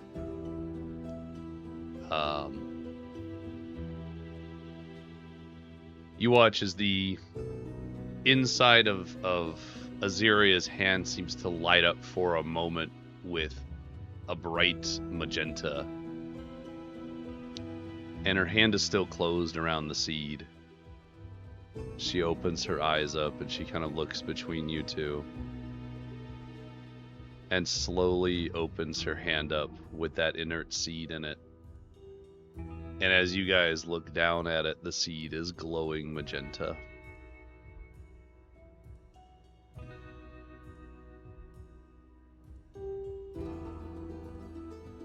I'm just gonna walk up to her and hold her. Like arms around waist type thing. Mm-hmm. Like chin on shoulder. Pyri's gonna look at her and then look at the seed and then look at her and then look at the seed and then look at her again and be like, did we just make a baby? Not in any way I was previously aware of, but according to your Mr. Pickles, maybe.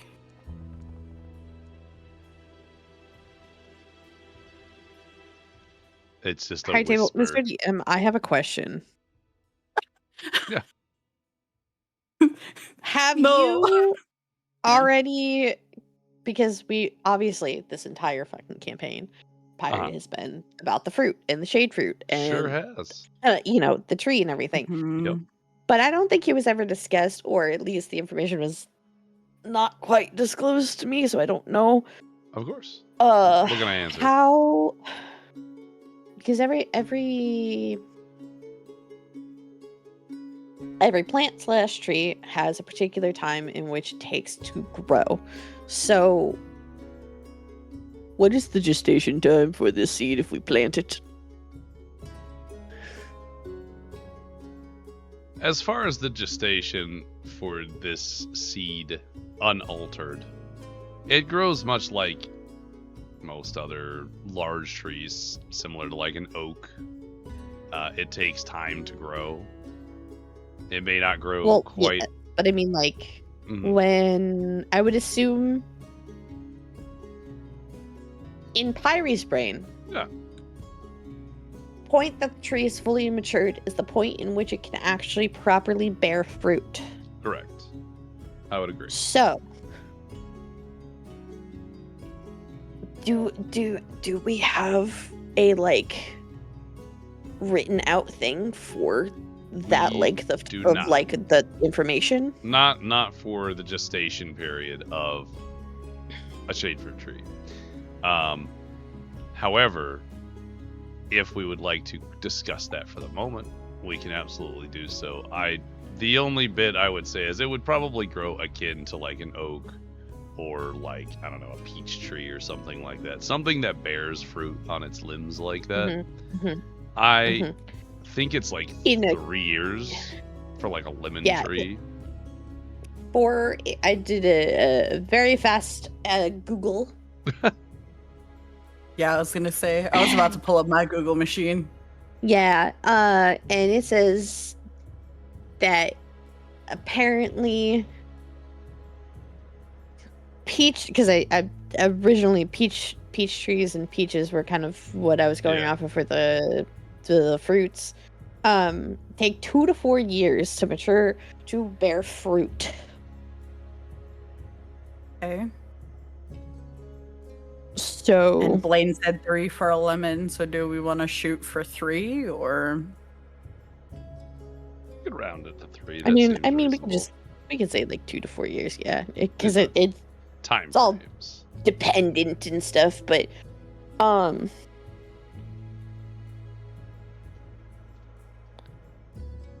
yeah, because I was just curious, because how long is it gonna take potentially for the dryad to grow? Well, we don't know because I he said know, an but, like- untampered seed. But I know, an untampered seed, but we're going with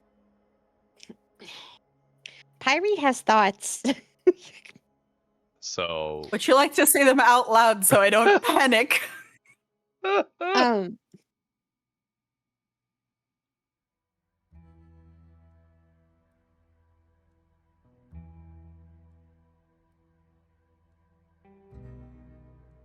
Pyri's gonna kind of stare at the seed and like kind of hold both of the glowing seed, or the other glowing seed up to the other one, and just kind of like zones out and stares and kind of goes into a little bit of a dissociative mumbling of nonsense of, well, I have to find a good place to plant the seeds anyways, and that's what we're going to Eternity for, and I find out where the seeds, and then I can have. But would it be a growth? Would it be a tree? Would fruits grow on them, or would they grow from the fruits? Could we have multiples off of one tree? How do we? Do you pluck it? Do we have to prune them? Azhyria is It's gonna take like 3 years in order for it to grow. Azhyria is gonna turn towards you and interrupt your train of thought. Pyri, would you allow me to just keep one of these for now?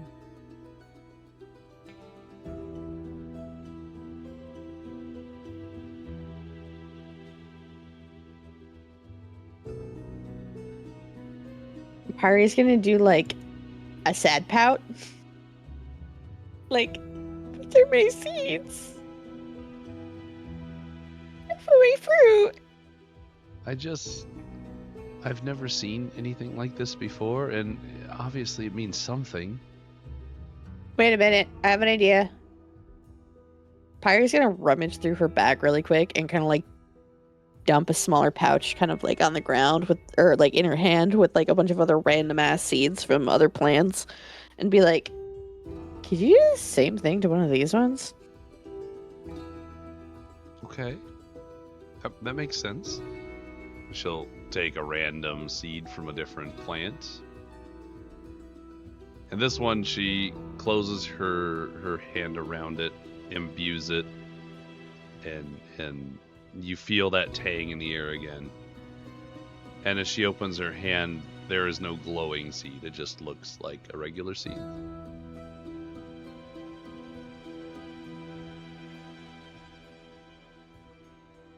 Pyri's gonna kind of furrow her eyebrows and just looks at Az and then looks at Larry and then looks back and it's just like, the snack you guys told me that sometimes, you get a little tired afterwards. So maybe we try again tomorrow with that one. Okay. I think I'm just gonna say. Oh yeah, go ahead. Sorry. I would want to hear what Az says, but I have a. No, she I just thought- said okay. Just okay. I was gonna say, maybe we don't try on so many seeds, because 2 might be a lot for our first time to begin with, babe. You don't have to Any more plant than that them might- at the same time. I've kept these for over 100 years. Still, I don't know. There's no rush on it, right? I don't think we should make a whole bunch We don't. But is it just these seeds? Is it other seeds? Can it be any seed? Does it have to be these seeds? Well, it doesn't Because seem if it like doesn't have to be these other- seeds, It doesn't seem like other seeds are reacting because I did the same thing. But are you maybe sure we you're not don't- shooting blank? maybe we don't.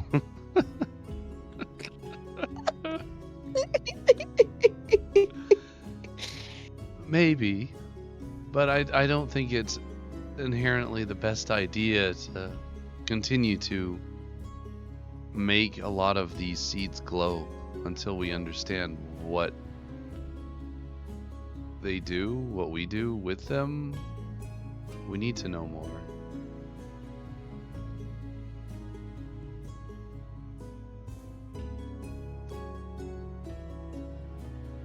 So, Pyri, can we please just hold on to these two? They're really important. or even just one of them. Just, I know they're important to you too, so I don't want to take them from you, but they're important Pyri's to me gonna- as well. Pyri's gonna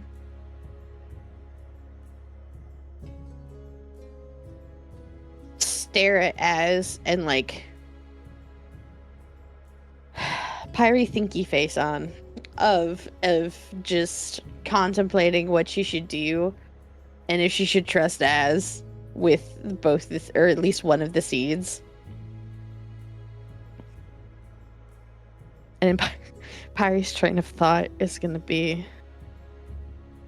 if I let her hold on to one of them, maybe she'll let me see if I can propagate a finger later.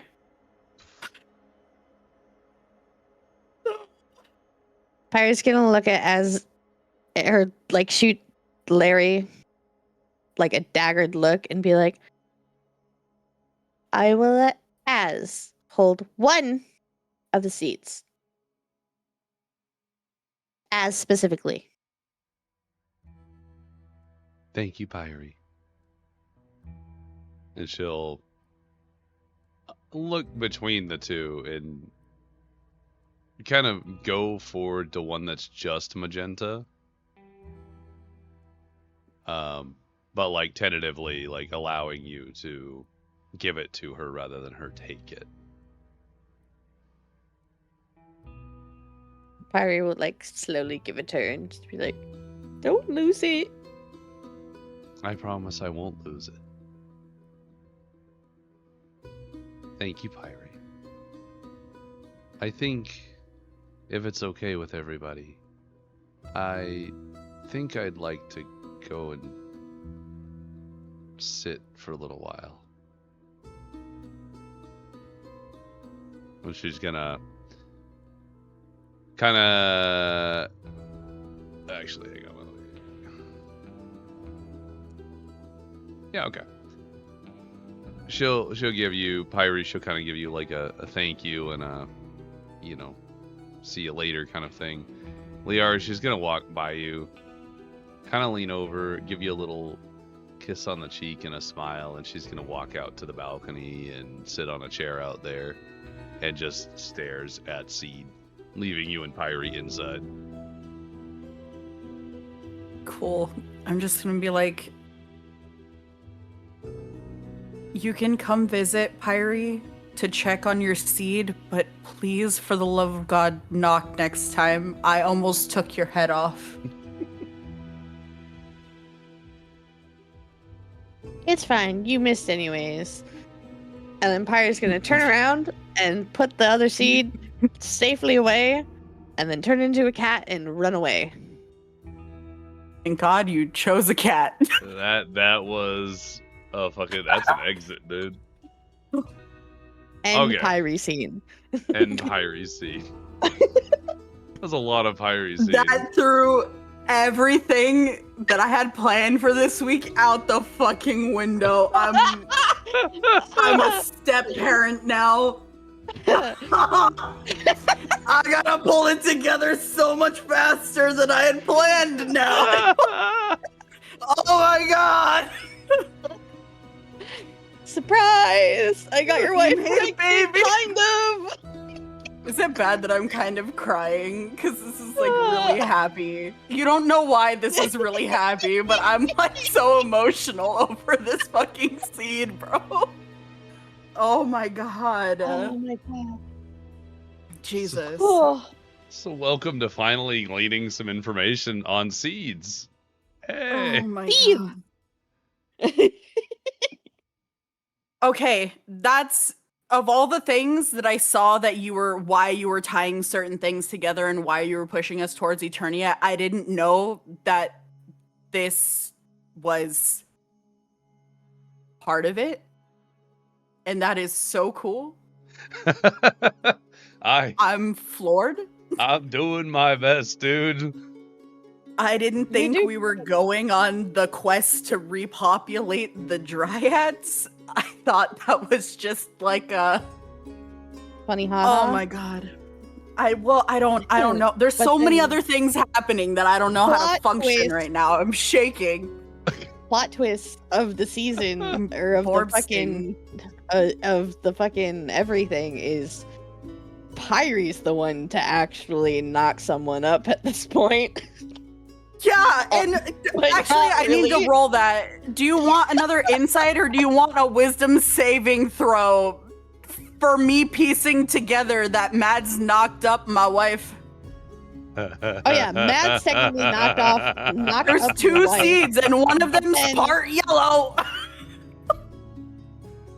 Mads is the one that knocked up the seed, but it's Pyri's seed. But it's I know.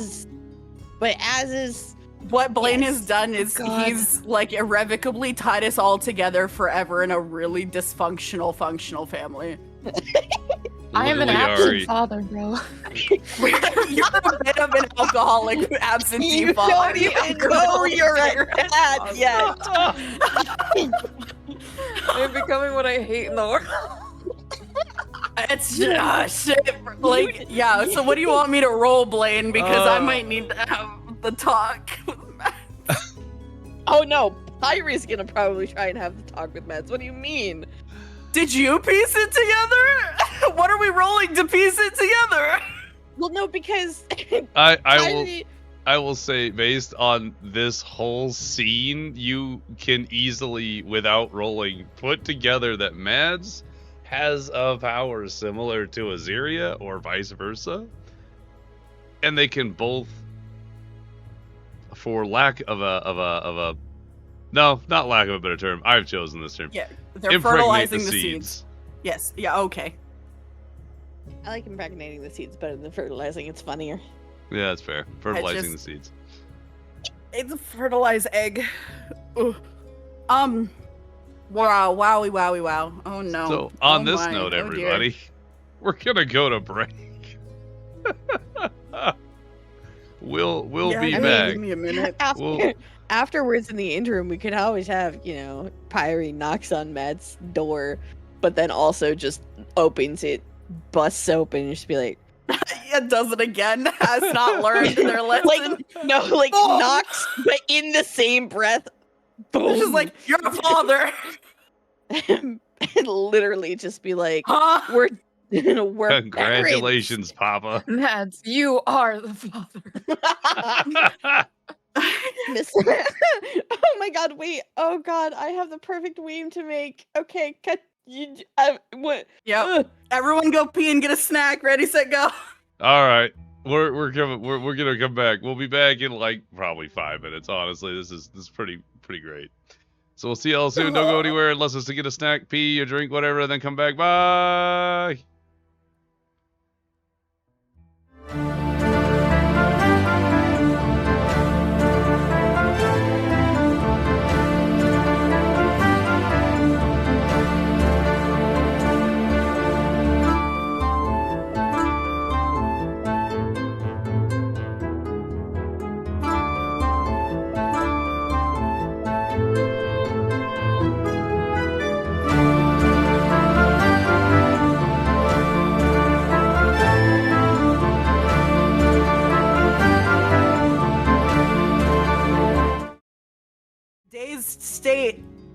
because I've just found out I'm going to be a parent, will like to steal your panties. Yeah! Let's go. Dazed and confused panties! Number 8. Where are we putting them all? Nobody knows. Fucking It's a medical insane. mystery. Insane. Medical mystery. Insane. Blaine, how many pairs do you even have left?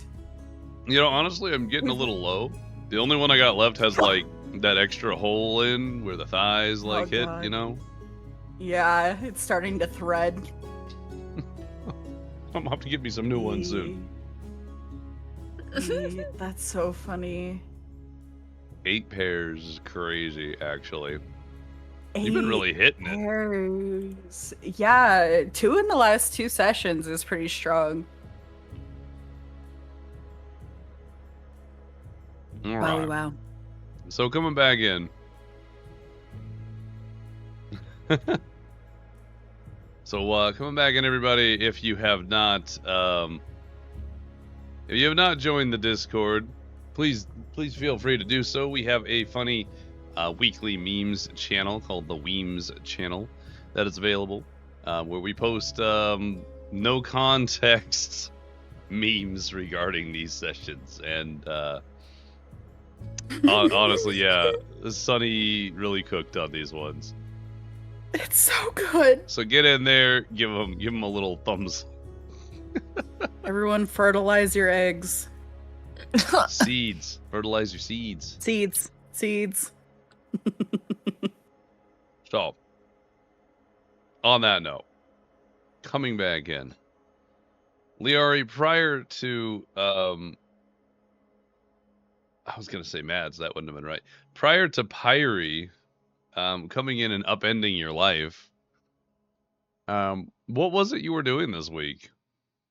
Yeah, so my goals for week 3 of trying to claw back to reality a little bit. I was planning on starting to do some training with Az, like in the old times, so like just sparring and getting some general exercise together and training. And I wanted to finish my investigation book because if I'm remembering correctly, I was very close to finishing it. Yeah, you were very I'm close. at 150 out of 200, so realistically it would probably only take like Couple of days at most, easy. yeah, probably 3 days or so to finish it. So I was going to do that. Yeah, I would say you absolutely are able to finish it within like the 1 to 3 week period. Count it as done, and get them bonuses. Sure. Yay! So I now have what is it called? Like mass expertise. I have expertise in investigation. So Hey, huge. that is And, really huge, actually. Yeah, and then Pyri flipped our world upside down, and we're parents now. Yippee! Anyway, how was your week, Mads? Let's find out, shall we? Amazing. All right, so pulling up. I don't know how to Mads give notes. myself expertise. We could force it on D&D Beyond, and then re-import. The easiest how way do to I do it these days. Okay. Mads. We're gonna go from week 3 into week 4. Okay.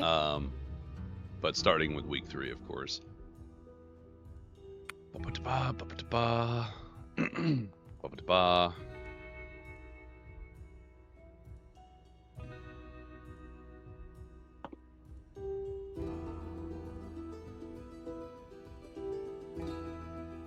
Okay. During week 3, Mads, you do have some things brought to your attention that need to be dealt with first before anything else can happen this week. During the beginnings of week 3, you are informed that disease has begun to rear its head across the city. Freemen are not broadly anymore. You have seen to it that many of them are housed. However, they are fairly unhealthy due to the malnourishment that they've had. You have food coming now, so that doesn't work. We re-roll the difficulty here. Hang on. Okay. I roll a 20. Hot. Yeah. Okay. Meds, disease has begun to rear its head across the city. Both freemen and nobility have shown signs of the beginnings of some sort of perhaps epidemic that is spreading across the city. A result perhaps of the huge shift in the populace, of the death and decay. Could be something to do with the food, who knows? The symptoms include coughing fits, dizziness, and exhaustion, and some people have already succumbed to its effects. The nobility is demanding that we provide the remedies to them and are willing to pay for them. But the freemen are the hardest hit by the spread of disease and have no means to pay for them. You don't have enough remedies to resolve both. Would you rather provide the remedies to the nobility for a modest price? Maybe you'd like to provide them to the freemen, slowing the spread across the city overall significantly, or maybe evenly distribute them between the two. Or something else. So, sorry, backtracking a little bit. You told me the symptoms were coughing, wheezing, fatigue. Nurse Shy to the rescue. I knew as soon as I did the Dizziness and healthcare one. exhaustion. I was laughing so hard because I was like, this is exactly how this is going to go. Okay, so first things first, we're gonna put something out that says that there is disease on the rise and we need to take the necessary precautions. I'm gonna COVID-19 this thing, but the right way. Everyone is going to start wearing face protection. And So now that the panty mask is rolling back around. So I'm going to advise people take scraps of fabric that they might have, head like handkerchiefs, head wraps, whatever, and use them in a Panties. way to cover their nose and their face. Okay.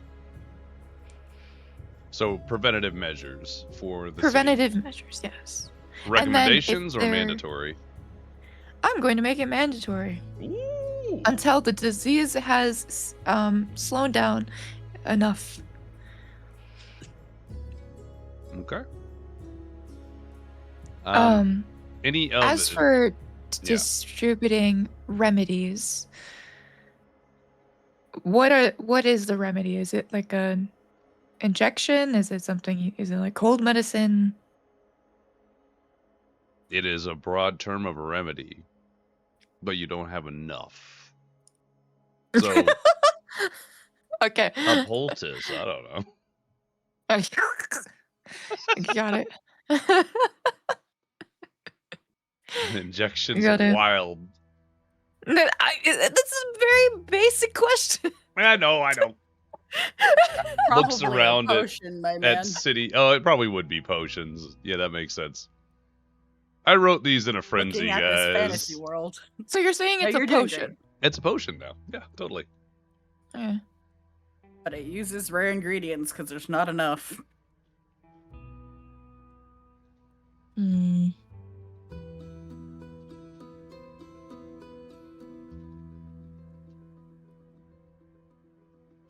You have enough for about half of the afflicted in general.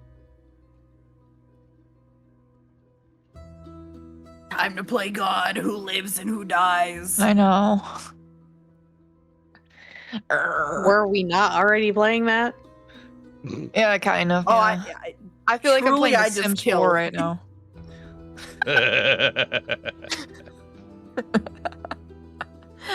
You're very welcome. I'm going to say that we don't, to the townspeople, that we are working on getting more remedies, but for the time being, it'll be based off of good merit within the rebuilding of Stoneguard. Oh. I don't like you when you laugh like that. Okay. What denotates merit? Is it contributions in money? Is it No. active? Oh yes, I would put that into consideration, but I would look more closely at the people who have actually physically helped rebuild, not just helped fund things.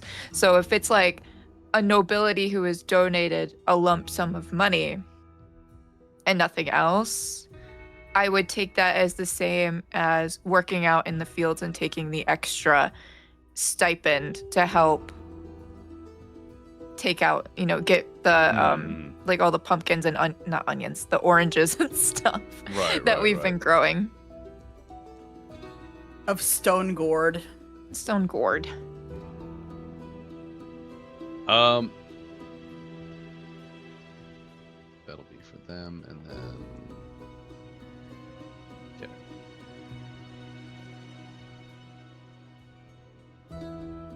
the people are listening, and it is implemented.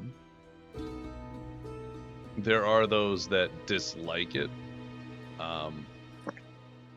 However, there are a small minority in the vast scale.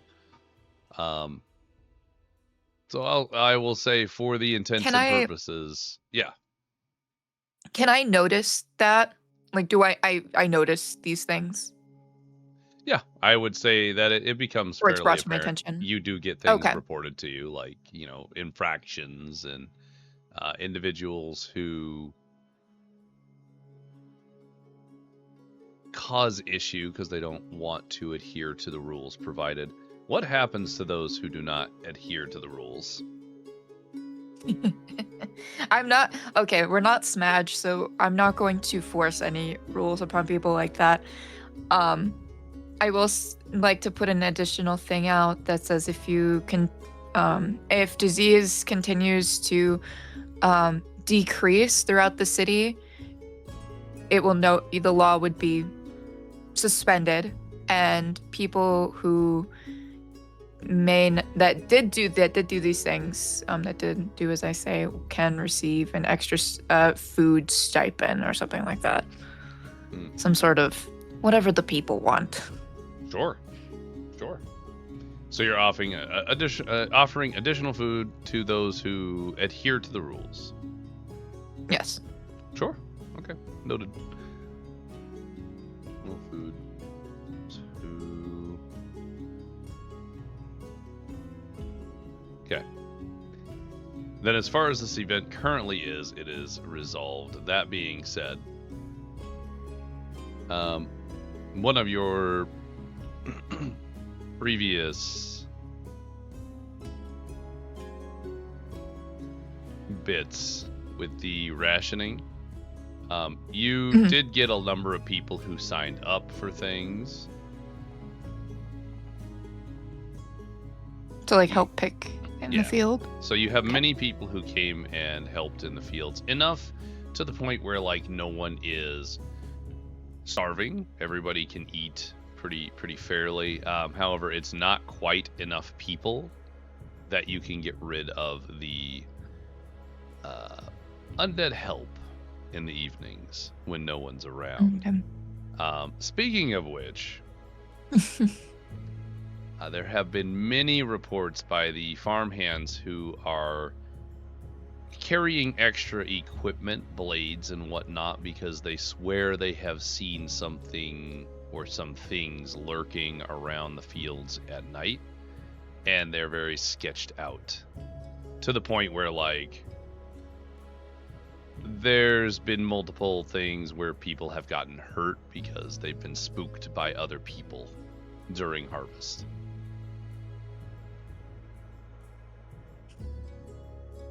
How would you resolve that?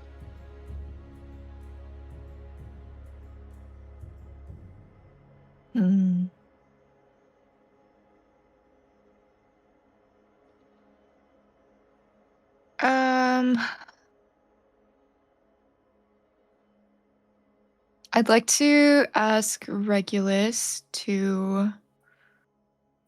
Shoot, I don't know. Is this a new day, by the way? Yeah, I'd call it a new day. Each event's Alright. over a day, so. Okay.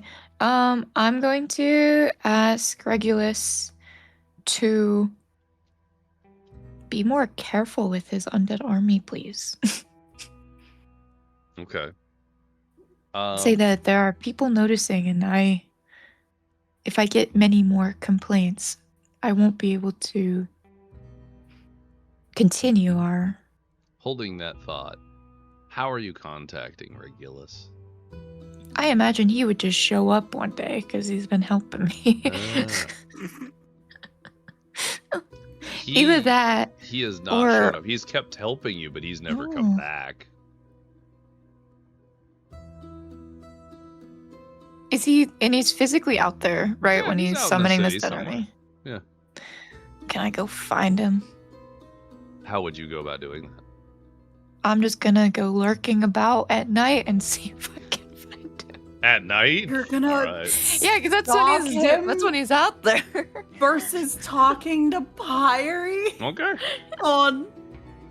Mads, I'm gonna need some rolls. Would you please give me? Aren't you the only one of us that can't even see at night, my man? Nah. Give me a perception and an investigation roll. And depending on those, we'll do more. You're hunting an entire person in a city, so we'll see. Mads, you spend a lot of time wandering the city, talking to people, other guard patrols, and just, checking in with everybody. And while you're checking in with everybody, you're asking about this funny-looking guy, wears a big robe, seems kind of not okay, has funny accent. No one seems to have seen him or knows where he is, necessarily. They've heard stories, but no one has any concrete information.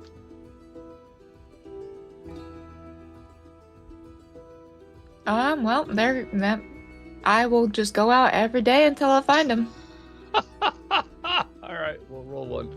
We'll say that was the first day then. For the second day, which would have... I guess the second day would have been the weapons to the fields situation. Okay.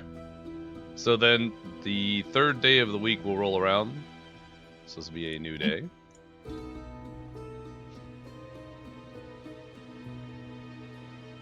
Today, you have a visitor who comes into your court.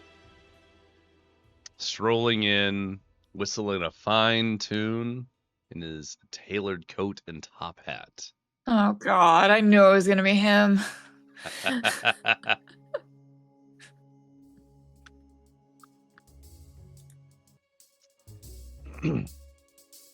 Tarvallo strolls in, comes up next to your desk, and kind of leans forward on his cane, bending at almost like a 90-degree angle, kind of like a 70-degree angle, as he leans down over your desk. Well, hello, Matt. So wonderful to see you again. Oh, hello, Tarvallo. Wonderful to see you. How is mayorship treating you, dear? Oh, lots of things to do, very busy. Oh, I'm sure you are. You didn't have to be, but you did choose to do this. Oh, yes, and it's been a wonderful experience. It really suits you. It's raised you to new heights, Mads. Seem to be a little taller now, even behind that desk. Mads is both happy that they just got called tall, but also why are you trying to flatter me so much? Clearly uncomfortable, but also kind of hey, thanks. Well, in any case, I came for my half of our agreement. Your half. Yes. My assistance in both funding and troops in the invasion of Stoneguard. In return, you and your party's goodwill towards my takeover as mayor. However, that did not work out, did it? I did vouch for you. Of course you did. There was nothing said but- that I couldn't run myself. Of course, you vouched for me and then stole it for yourself. Now that's to say that you did in fact vouch for me, but your friends did not show up to the meeting, did not vouch for me, therefore rendering the deal incomplete. So, I shall take what is owed. I shall take that pendant of yours.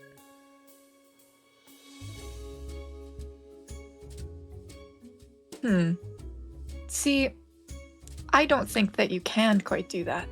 It is not my fault that they did not show up. You should be taking from them. The deal was for the pendant, Mads. Hmm.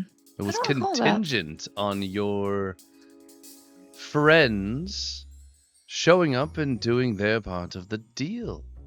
Since they refused to show up, the deal is null, and I require my half. Perhaps they didn't refuse. They might have had something happen to them. To be quite honest with you, Tarvallo, I have not spoken to them since everything occurred. They could be dead for all I'm aware. Hmm. And it is unfair to assume that they didn't do it just because they didn't do it.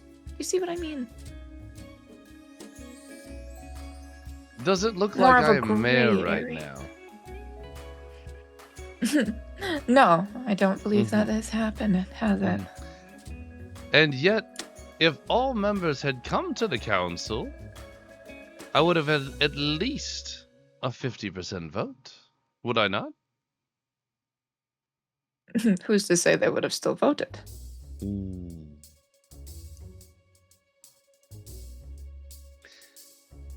You must recognize that my friends and I can be rather questionable. That they do what they want. They do what they want. Of course, those with power do what they want. Do you think that you have that kind of power, Mads? Like I said before, Tarvallo, and I'm gonna get up and I'm gonna be a little intimidating. I did my end of the bargain. If you would like to go seek out my friends and see why they did not do what they did, and maybe find out the truth in the situation, then I encourage you to do so. However, you will not be receiving anything until I know if they are even alive. Because to be quite frank, like I said, I don't know. And I held up my end of the bargain, and I refused to be put under scrutiny because they didn't do theirs.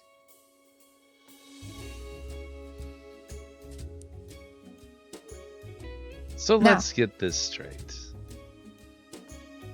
You haven't spoken with your friends that you invaded a city with in weeks.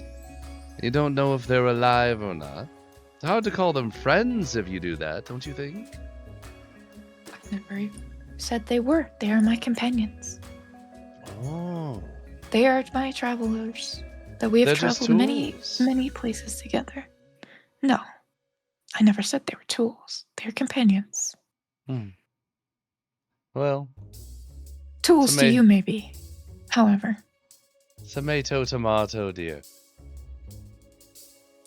He's gonna snap his fingers and that wonderful black inked scroll will appear in the air, and there's like a ton of scribbling. It's all like nonsense in there, but he's gonna pick up his cane and just point to a couple of specific lines in it. This is my idea. I do not need to check in on your friends. I can, of course, if I so choose. However, the deal was that everyone would give me a glowing review during the selection of the mayoral candidate. Your companions did not come, and you are in this deal just like they are. Now, you can keep your pendant and receive something else, if that's what you choose. But there is only one of two answers here, my dear. What are you implying? Just out with it. He's just gonna pick up he's gonna lift up one of his fingers and like kind of scratch the air in front of you. Mads, will you please give me a Arcana check? Yeah, Arcana. That seems good. 15, solid. You feel on the inside of your forearm as marks begin to appear in your skin as if someone's scratching them in.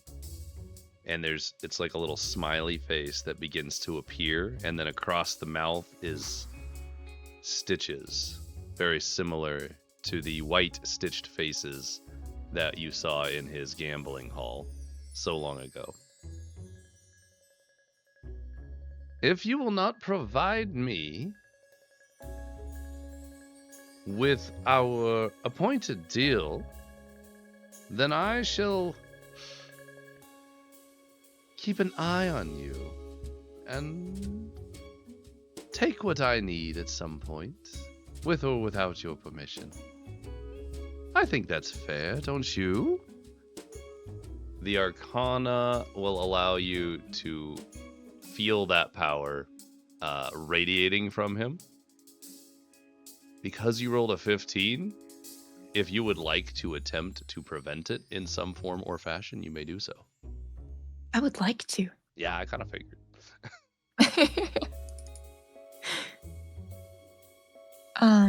What do I roll for that? I think it's less of inherently a roll at this point necessarily. How would you like to counter his magic, if you will?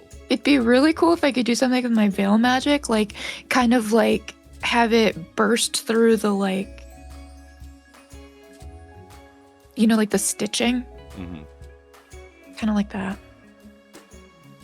Okay. Go ahead and expend. Well, you don't really need to because we're not doing anything specifically. Oh, I have to pull up his actual stats. Ugh. Horvolo.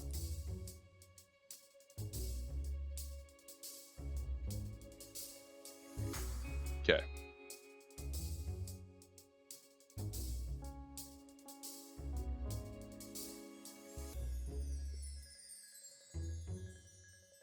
Mads, go ahead and roll Arcana.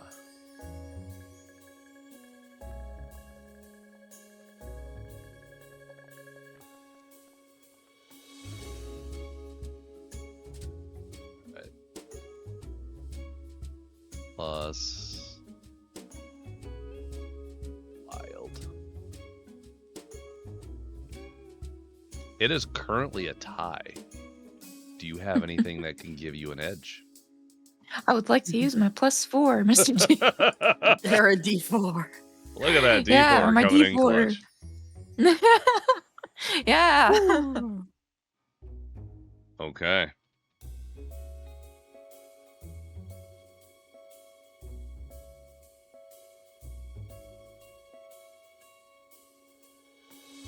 So, as you watch as each of those scratches emblazon into the skin of your arm, you just sort of flex it and release your veil magic. And you watch as the veil magic sort of shines out. Who's in charge right now? Mads is. You watch as your kind of golden veil magic that you're very used to sort of shines out through the eye holes, the mouth, and then it breaks the stitches and just is it cleans off your arm. It falls off like ink. Tarvallo looks displeased. I'm just gonna smile at him, just a big bright smile, very merrily, and I greatly look forward to our next meeting, Tarvallo. Now, if you excuse me, I have much work to do, like I said. And then I'm gonna just start doing my paperwork and ignoring him. Of course. He's just gonna like kind of twitch his fingers while he holds his cane and just stare at you for a second. Until we meet again, Mads, and we will meet again. He's gonna turn. You can hear the clack of the heels of his shoes as he leaves your hall. And shuts the door behind him as he leaves.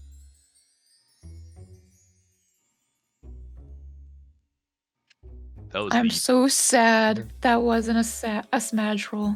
I'm so sad. I'm both like, that was so hot, but also, fuck, we have a new enemy. Houston, we have a problem. God damn it. Anyway. God damn it. I'm gonna be so real, I forgot everything that had to do with him. Yep. Including the deal. I'm the only one that showed up to the meeting. And now I'm the mayor. I don't even know if I was aware that it was happening. Because I was bedrot, and I don't know if I was ever told, because if I was told, I don't know if he I could have also not. like I don't know. I don't think anybody other than like the small like group of people that were there actually knew that it was occurring. So like if he wanted to be mayor, he should have, I don't know, come to fucking find us. I think he That thought wasn't that really- we would have been more on top of it regarding this. Right. Well, from his Because we perspective, did sign a it contract. yeah, I was gonna say it doesn't matter because we were meant to do it regardless. He doesn't have to put any effort into it because we broke the contract. It didn't say, "Oh, like, you know, I have to make sure that you're all there to blah blah blah." It's like we were supposed to do it. We didn't do it. We just there was didn't do it. extenuating circumstances as to why we didn't do it, but from his perspective, we just didn't. So he's in the right. He's 1000% in the right. I stand by that. We just made it enemy. Like we fucked up, but also either like Lyari just way. didn't know it was happening. Mr. I don't know DM. what's going on. Yes. Many, many moons ago, there was a copy of the of this amulet that was made. I am assuming it has been still with the twins and has not been returned. It is still with the twins because that's the one that you gave them. They Yep. Yeah, that's know, what I they remembered as sussed well. out. Okay. Where are the twins right now though? Because Don't know. Yeah. They kind Crazy. of fucked off. It's- Waiting to eat our ass. Crazy Like, idea, I don't know. I'm waiting for them to show up in my office. I'll be so real. I'm surprised they haven't tried to kill you in your sleep, That too. or anyone hasn't, for that matter. Yeah, that too. I've been waiting Mads- for the assassination. Mads, please roll your next day. All right. It's a new day. We're still in charge. Let's go. I have no I idea was what your gonna rolls say, If you mean. kept it, the numbers that you last mentioned, I keep watching it get so close but miss. I'm like, ugh. Yep, it is the same numbers that I mentioned. So we are Oh, now wow. day 4 of week 3. Okay. Mads. Mhm. Need to change this Tarvallo music out, actually. For Just for Stone the Guard music. Maury Povich show.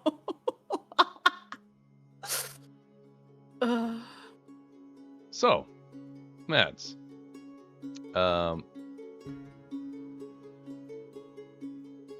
Your advisors, administration, have come with thoughts on trade. While our Okay. connections with the Freehold Rebellion has afforded us much favor with other cities, especially after the large shift in management of Stoneguard, the boon will not last forever. We will need to focus the city on a new trade specialization, since one of its most prominent ones were people.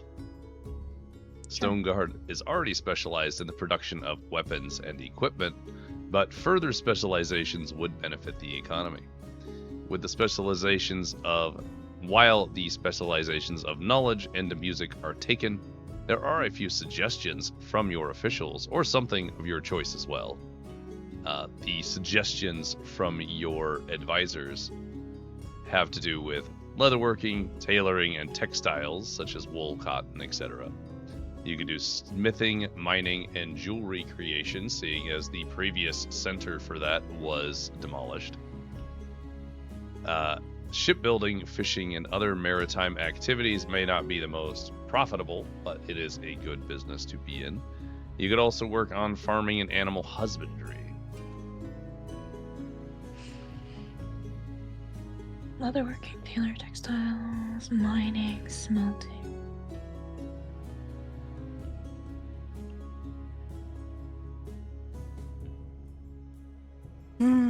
I feel like since if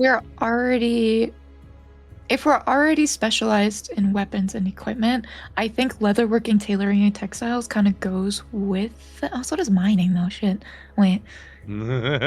Sure. What I was going to point out, and where a hole in the current market might be, is if you recall a certain noble way back when Mr. Thornbridge was previously in charge of some of, if I remember correctly, it is the mining, smelting, and jewelry creation. It was him and that lovely lady that we don't know if she's still alive or not. Oh yeah, the one lady that really liked me. Yeah. Considering we don't know if she's alive and we know for a fact Thornbridge is dead, there may be a hole in that market currently. You can always put out feelers for people and see if there are any survivors. I could do that. But that's the only thing to point out that I remember off the top of my head.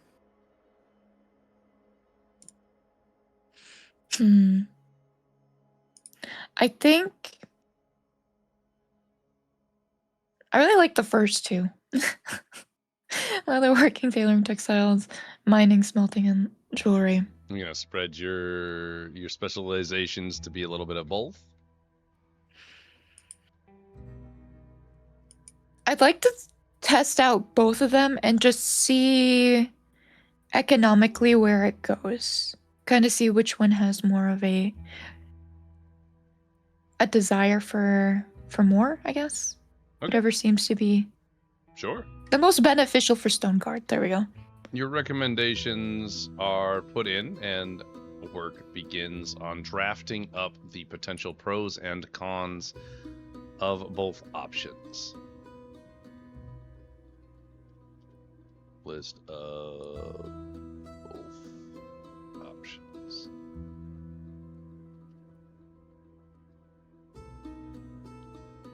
All right. Perfect. This is technically day 4, so Pyri, this would have been the same day that you went and talked with Lyari and Azhyria. Did you say that you were going to be going to bust in on Mads?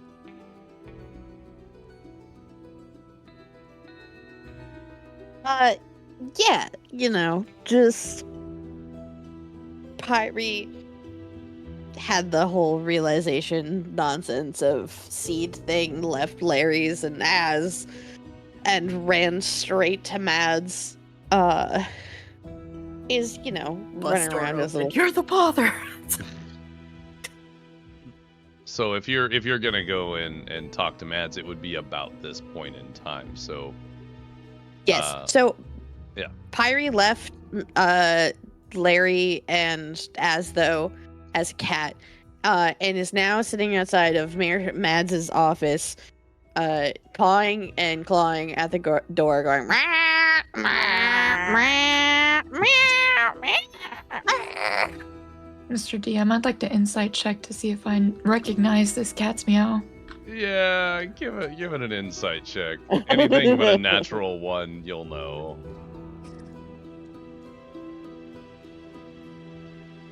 Yeah, that's This is the same day, correct? Yeah, same day. You've just finished up deciding what trade to focus on. And as your administrators leave, they open up the door for this cat that is losing its fucking mind. So I'm in a deep sigh. Yeah. Just, and then, Pyri, I know it's you. Just come out here.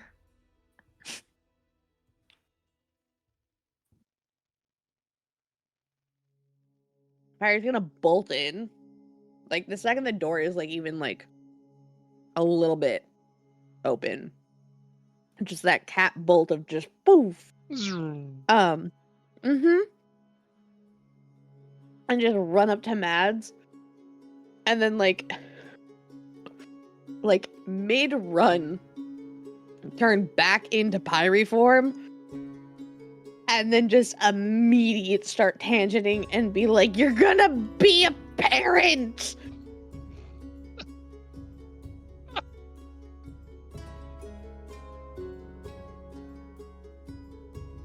I think. Maybe? Probably. It might be a tree person. Or people. Don't know if you can pluck them like fruit yet. Or if it's like a mandrake. I'm kind of hoping for the fruit part.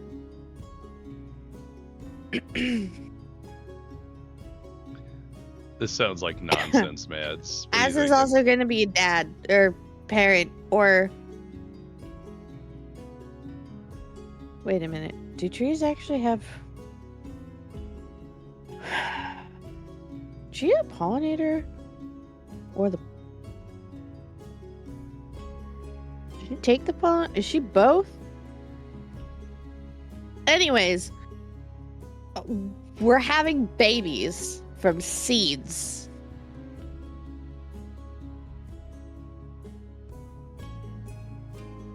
I might get to grow my own tree person. Mads, you there?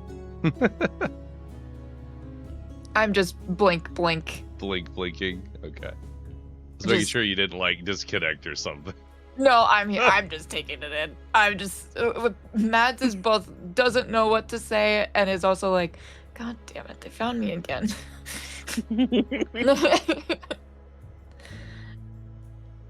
Pyri, you really gotta work on explaining this. I have no clue what you're talking about. I have not propagated with anything. I do not understand how I would become a parent.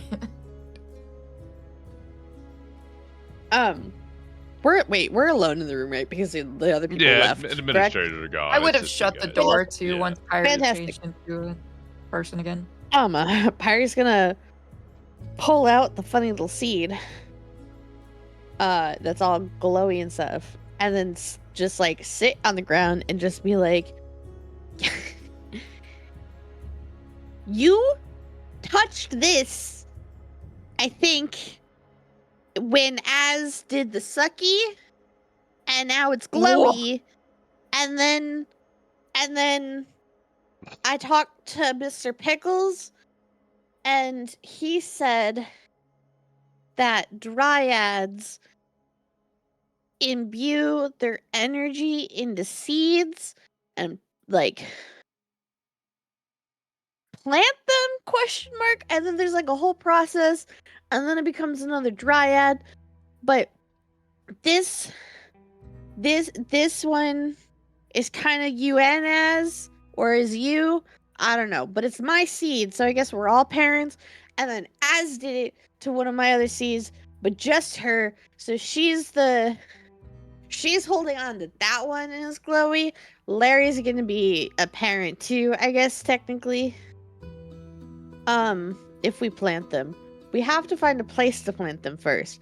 But that's a whole other we gotta but it's glowing and you're the one who touched this one, and so now if we plant this, then you could be a parent to a tree person.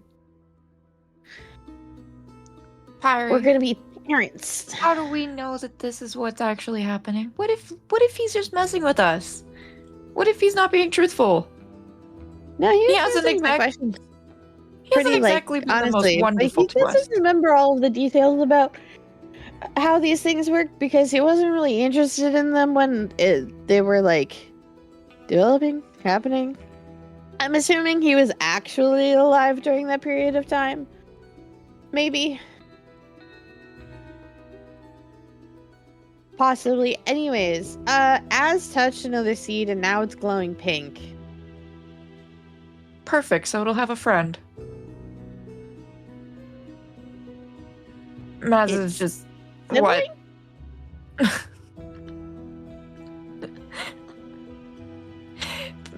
Maz just does not believe any of this. They are just like, this is Pyri ate some funny mushrooms and we don't. That's cool, honey. But we can make more dryads. Do we want to make more? I think 2's enough. I do. But we only have one. Az. She's the last, according to her. Does she even believe? Does she believe all this? Have you Yes. explained all this to her as well? Yes. And they believe this story? Yes. Okay.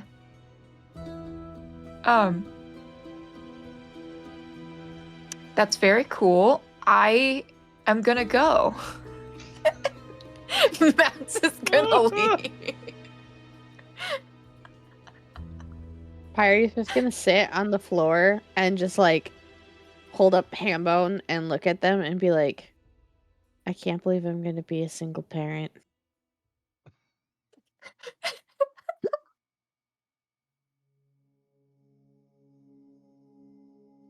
What? Single? I'd like to go No. find Mr. Pickles if possible.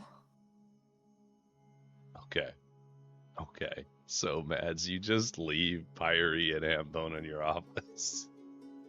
Once again, goes to find Regulus, but not through Pyri. And instead of talking to Lyari and Az, just full avoiding the party. Just this crazy dead man walking man, like he's the one.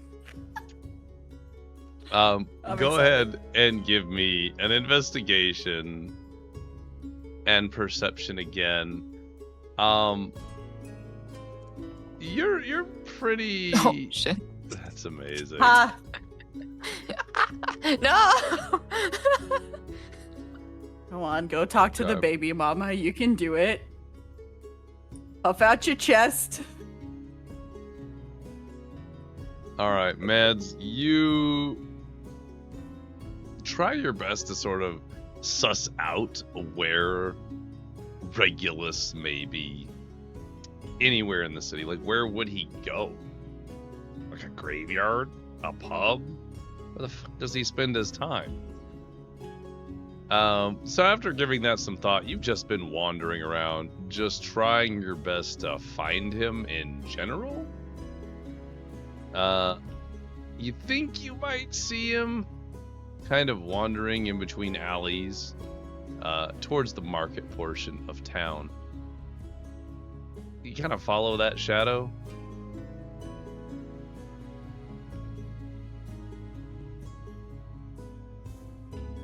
Sorry, was that a question? Yeah, sorry. Do you Yes. follow like the possible individual that kind of looks like could be him, maybe? I have had 0 leads, so yes. All right, great. Give me another investigation roll.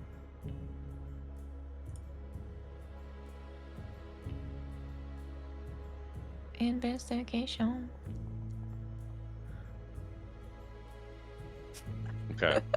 You get to the point where you saw that individual enter into some alleys, and you kind of look around. You slow down a little bit. You're looking for any tracks, anything. Go ahead and give me an additional perception. Now that you're there, you're looking for clues. You're looking for anything and everything around. Oh no! Oh, I thought it was gonna be a 20.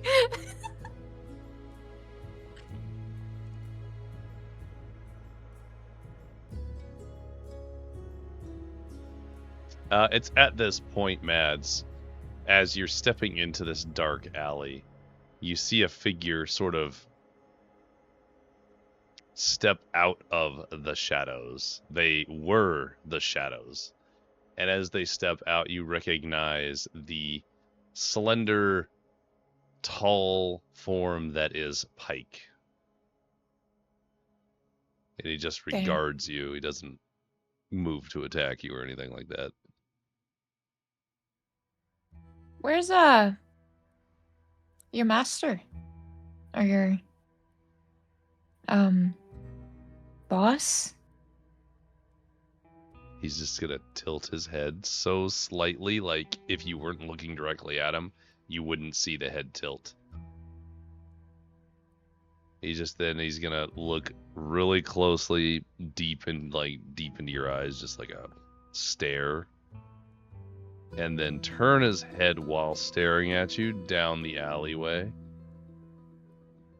And then once he's given you a direction with his chin, he just returns to stare to you, steps back into the shadow, and the only thing you can see as he steps back into the shadows is the whites of his eyes.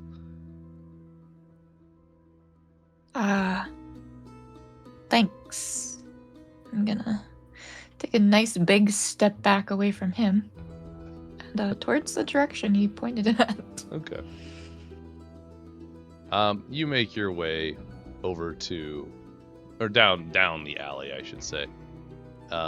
This leads you over to a overlook into the lower residential district at the south side of the market. Standing looking down over this district, you see a robed figure. As he looks down, you recognize it's about the size and stature of Regulus, as you recall, the last time you saw him. From here, will you also give me a perception check for an alternative thing? Damn. Cool. It's a quiet night. So you see Regulus ahead of you, just kind of looking over the edge down into the lower residential district. He does not say anything to your approach.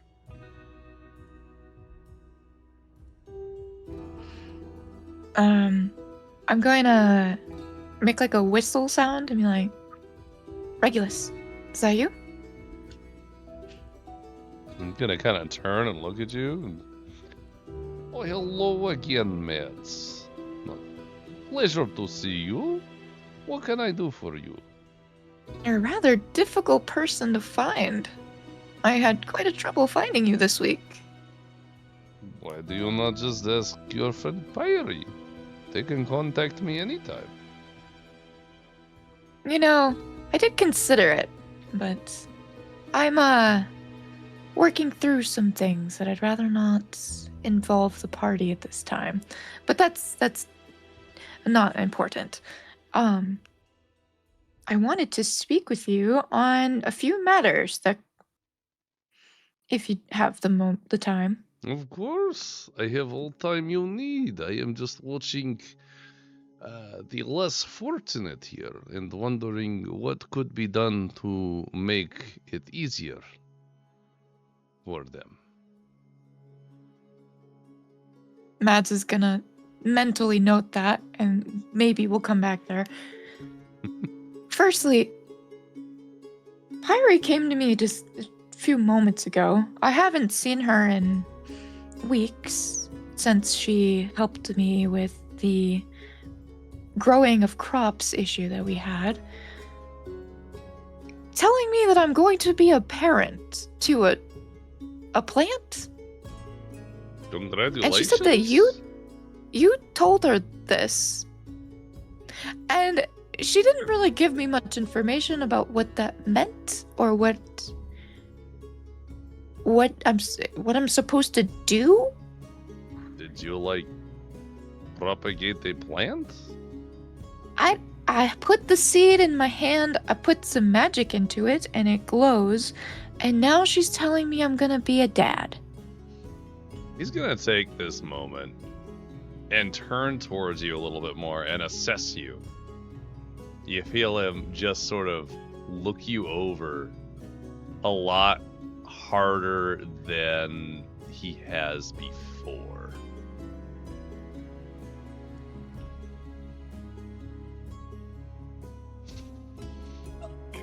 I hate that it's a secret rule. I know. My anxiety. The fact that Mads is the one and it wasn't Pyri. Oh god, I'm scared. Please tell me he's a moron. It is It's very probably not. interesting. You say you put magic into seeds? Mads is going to recognize that they might have just said the wrong thing and just kind of, yeah. Interesting. I did not know you could do that. Are you... What is your lineage? You look like halfling. I am a halfling. Nothing else? I was a part of the clan. That's about it. The clan? The COC. Is that some fancy Dryad clan I know not of? No, Fascinating. just a bunch of ne'er-do-wells. Strange. You would have been very fascinating study. But I'm not really into science, so yes, I had greater aspirations myself. That was another's. anyway, so am I this seed's dad? Is that true? If you put magic into seed and it glows, my understanding is seed is ready to be planted in proper place where it will grow new dryad. But I'm gonna guess the proper place is somewhere far and dangerous. perhaps when I last saw this happen, the continent was one piece. So I could not tell you, but the land masses where the orchards used to be probably still exist on the large land mass to the west. Eternia. Yeah, I believe that is what they call it now, yes. Mentally, I'm also noting, damn, he's old.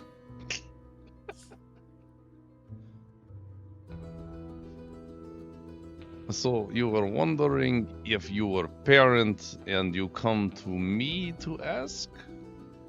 Mostly because I couldn't get any good information out of Pyri, and the way she was phrasing it was so obscure that I really thought she had just ate some really funny mushrooms or something. I really wasn't quite sure if she was being sure or if the information was real.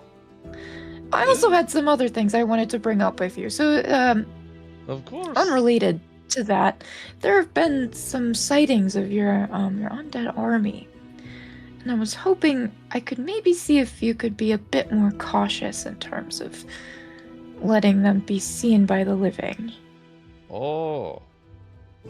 I suppose we could take more precautions, but we could also just let the living know the undead are here to help them. That is another thing I have been considering. I'm not so sure how they would all take it. And they're not all as well versed in your expertise. Oh, And many quite don't find it flattering. very becoming. Yeah. Not all understand the greatness of Nick Isle's vision. It is understandable that they would be scared of the unknown. But one day they will also be dead, and they can help the living. It is the cycle of life. In any case, however, I understand that not everyone is ready for Nick Isle's message.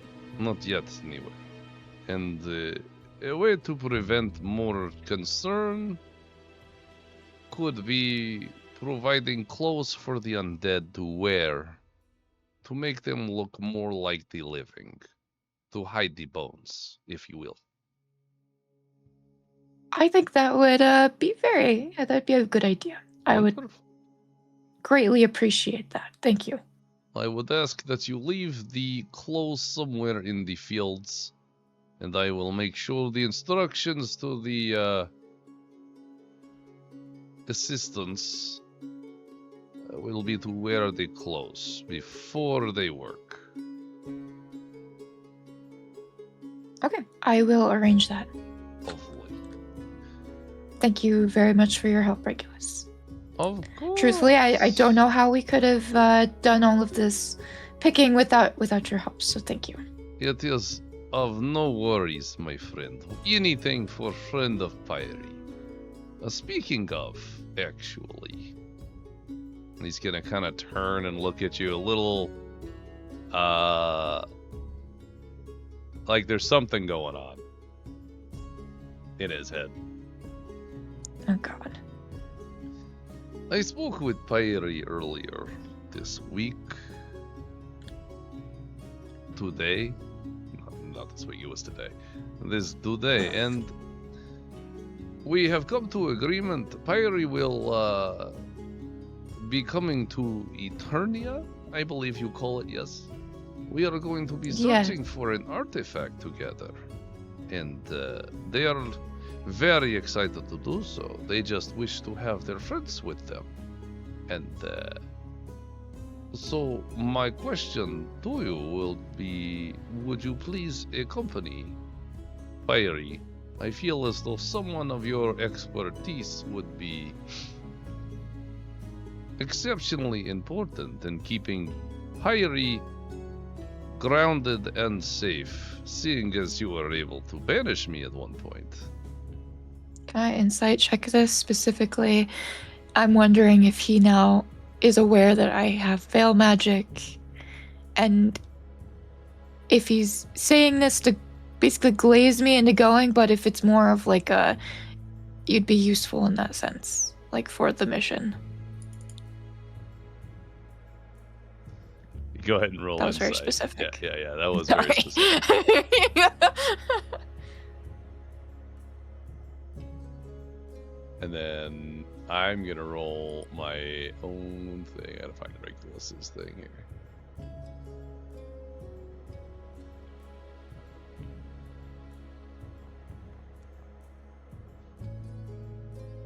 Yeah.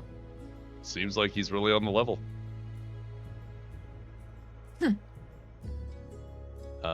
You might get a little bit that he's interested in you for your veil magic, of course. Okay. I will consider it. I will very much consider it. I do have lots that I still need to do here in Stone Guard, including figuring out who will my successor be. So until I am perfectly settled, I don't want to leave the people here without someone to guide them. Of course. But if it lines up, I would love to go. Sounds like plan. I would be happy to throw in vote for someone of caliber if my word would carry any weight. Mads is going to kind of smugly look at him. And who would you suggest? Out of curiosity. Oh, I have very little care who runs this place.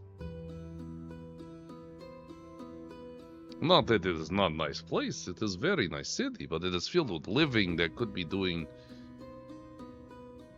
They could be enjoying their lives so much more if they accepted Nikael.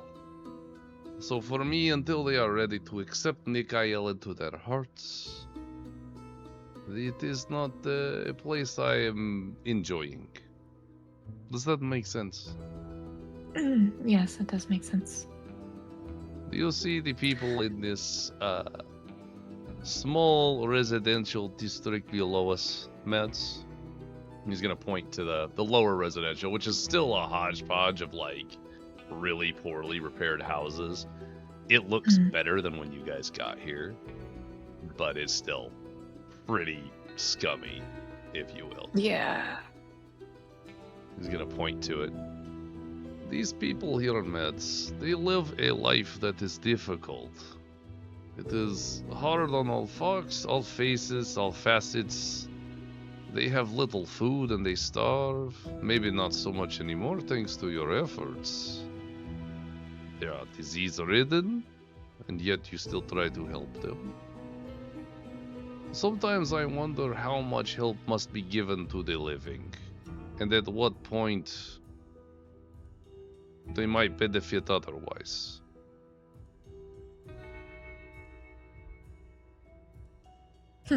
It's certainly a way to think about things. Yeah. I am glad you can have conversation with me, Mads. It is lovely to have conversation with someone who does not immediately become uncomfortable by my words. Well, you have already attempted to kill me, so I think the uncomfortableness has certainly passed. Oh, yes. That was fun. It has been a long time since I have had fun like that. Yes, fun. Anyway, I'm going to take my leave now. I have much to do in the morning and some Everclear to drink. So, thank you for your time, and I will make sure that there are plenty of clothes for your army for tomorrow evening. Of course, thank you very much, Mads, for talking with me. I look forward to seeing you come with Pyri to Eternia. And he's just gonna turn back and continue to stare down at the lower residential district. We are scurrying home, very far away from this man. I have said far too much. I've overshared far too much. Of all the people to fumble. Oh, no, it's good. There was a lot gained from that conversation. I'm just worried. I'm now worried as a parent. I have made lots of enemies in the last week. I want to go home. Maybe one day we will realize that talking to party is a good thing, but all of our characters are so adverse to talking to party. Amazing. It's the way that you, of all people, being the one to like slip up to It's good. to Mr. It's gonna be Pickles is interesting. So To funny be to fair, me. he thinks you're a dryad now, not that That's true, yeah. Azhyria Yeah. is a thing. So So what lineage are you? You look like Hobbit. I am a Hobbit. I'm a hobbit. Thanks for asking. Are you sure? What else are you? Mm. But what else? A Hobbit. I love I that worked for the COC. we've made it through a single week. Yay. Yeah. There's more to be done too. I have more I'm scenes. gonna have this to conversation this. with Az and immediately head to Mads and be like, you. I also would like to, for the clothes, my idea is to dress up the scarecrows that we would probably have in the fields. So that way it's not just like random clothes everywhere. A pile of clothes laying on the ground. Yeah, I'm thinking like put like 2 or 3 layers of clothes on a scarecrow. Okay. You inform your administration to make sure that happens. Yeah. I just want him to stay warm. It's cold out there. It's cold out there, yeah. Those scarecrows gotta stay warm. On that note, I don't necessarily want to dive into another day because any scene we do is gonna take longer than the time we have available. Yep. Welcome back to we are in RP hell/heaven, and so our campaign's going to be moving really slowly. That's okay. These are Poor great. Mr. DM. I'm loving these interactions, by the way. These are excellent. Oh, I'm feeding. I'm feeding. I'm so dazed and confused. I'm so freaked out about Tarvalo still. Yeah. It's interesting that he went to you and you only, and it was really hot that you hard countered him, but now I'm scared of what he's going to do. Scared. Yeah. There's a lot of scary things in the world, and I just found out I'm going to be a parent. I borderline was questioning. I got no SMADS rolls today, which was interesting. And I was really hoping that I would have for Tarvalos, because I would have just killed him for outright. Or attempted to kill him. Yeah, the attempt is the optimal word. Oh, the 1v1 is crazy. Okay, but like, if we have a Mr. Pickles now. That's true. Also, could we feed him to Morkella? Oh my Mr. god. Pickles or Tarvalo? Tarvalo. Oh my probably. god. Should probably do it if I asked. Just a thought, you know. It's his thought. It's an option. So you're gonna try and kill Tarvalo? Wait, but I surely. I mean, if the dice say so, then yeah, probably. The way, no matter how hard I break Lyari, she is still the most peace-mongering one. It's kind of funny, honestly, at this point. Yeah, because I just. it's actually really. So I'm thinking about my new personality and how it's going to come into play when I finally fucking leave the safety of this room that I've been in. And oh my god, there's so much. I don't even know if any of it's relevant anymore. I just got the scare of my life. I have to rethink everything. Well, you are the father. Being a parent does make you make. That's what I have to ask you about, Mr. DM. Uh-huh. I have questions. They're Okay. high table questions. Yeah, it'll be for later. When session's over, for all intents and purposes, what's your question? Let me put on the theme music. It's difficult to ask my question vaguely enough that doesn't reveal certain things, but according to Azhyria's background and what she is and how that works, because there was one other person that and she is part of that other said person. So how does that work for dryads? When they make baby, they just put magic into seed and plant seed. So how do they become half of something else? How does lineage work at that point? Isn't that a fascinating question?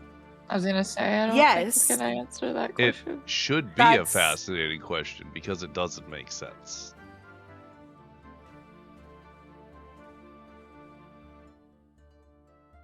Is that you saying that you're not going to answer it because we don't have all the pieces? You don't have all the pieces. because I have all the pieces. I know okay. why, but you do not know why, and you don't have the information to piece it together yet. Man, okay. It's such a, like, in my mind for high table, it's such like a because so many things have been revealed at this point that but it's fine. I'll just wait, I guess. All the reveals are really coming into play in this in-between arc. because like you already gleaned so much information just from like today, flat out. Yeah. So like, Yeah. for chat to simplify the question for more digestible, because I need it more digestible personally. Azhyria is technically half dryad, but how do you get half dryad if, in theory, they come from a seed? I still need my question answered. And your question Is was, it like a mandrake? Is it like a mandrake? Do I pluck it from the ground, or is it like a fruit and I pluck it from a tree? Is it the full tree? Is it not the full tree? Do we I need to know the logistics. you know, Because also I kind of want to know if it's a half and half situation, would Mads's be small? Is it gonna be small and angry like me? so I can't answer your question yet, Pyri, because you don't have the means to answer that.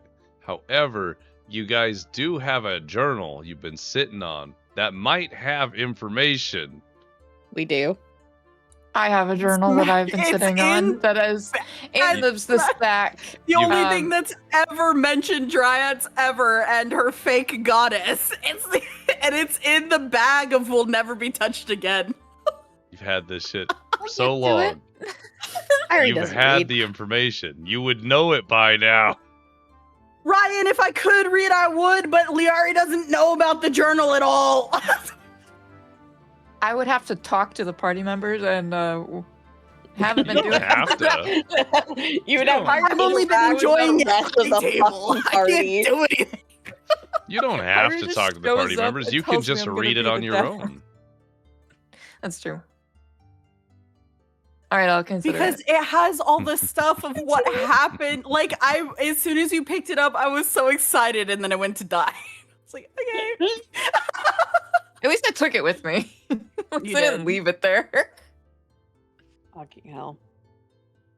Well, on that note, maybe Mads. Maybe you'll Maybe read it next one time day. on Dragon Ball Z. Maybe Maybe. you'll put on that funny ring. Maybe you'll pick up that funny necklace. Maybe you'll read I the already funny put on journal. the funny ring. Maybe you'll drink more of the funny wine. Who True. knows? I need a drink. Anyway. Thanks for hanging out with us, everybody. I hope you had a great time. Trying to think of what I need to do here. I should also make sure I am shouting out our wonderful editor Zane. They're fantastic. They're very fun to watch and talk and hang out with on their stream. Go give them a watch. They do all of our editing, and you'll be seeing a lot of awesome Valkyrie clips coming out soon from them. And then, of course, if you don't already do so, you should absolutely follow my streamer friends who are players in the campaign. Pyri is going to be Snacky Buzz. They do a whole bunch of funny, very long into the night streams because sleep is an illusion. They're playing Minecraft, a little custom Minecraft thing going on right now. It's a lot of fun. It's pretty cool. Shy is still playing Dispatch, and you should definitely go follow them. And I still want to know about Dispatch. But that being said, I think we'll call it here, guys. So join us next week for week 4 of the interim, and possibly Is it, some oh my god, week 4. week 4 of the since the Stone Guard Right. nonsense. Yeah, you've been mayor a hot minute here. I'm at a whole month as mayor. That's yeah, you crazy. should start, unless you plan on staying. Think about who's going to take over, maybe. Yeah, it's fine. Anyway, Perhaps. perhaps. Maybe you just run it remotely. Remote mayor. True. During the COVID times. During the Oh my COVID God. times in Stone COVID is Guard. plaguing Stone I can't believe Guard. we had a freaking epidemic in Stone Guard. So I was writing that one up, and I was like, bro, I got to put this in here, because it's going to be quote-unquote the epidemic, and I thought it was hilarious. Yeah, no kidding. Anyway, thanks for being here, You're welcome. guys. I appreciate all of you. I hope you have a wonderful time zone wherever you might be. stay safe out there and stay bold, guys. Bye. Bye forever.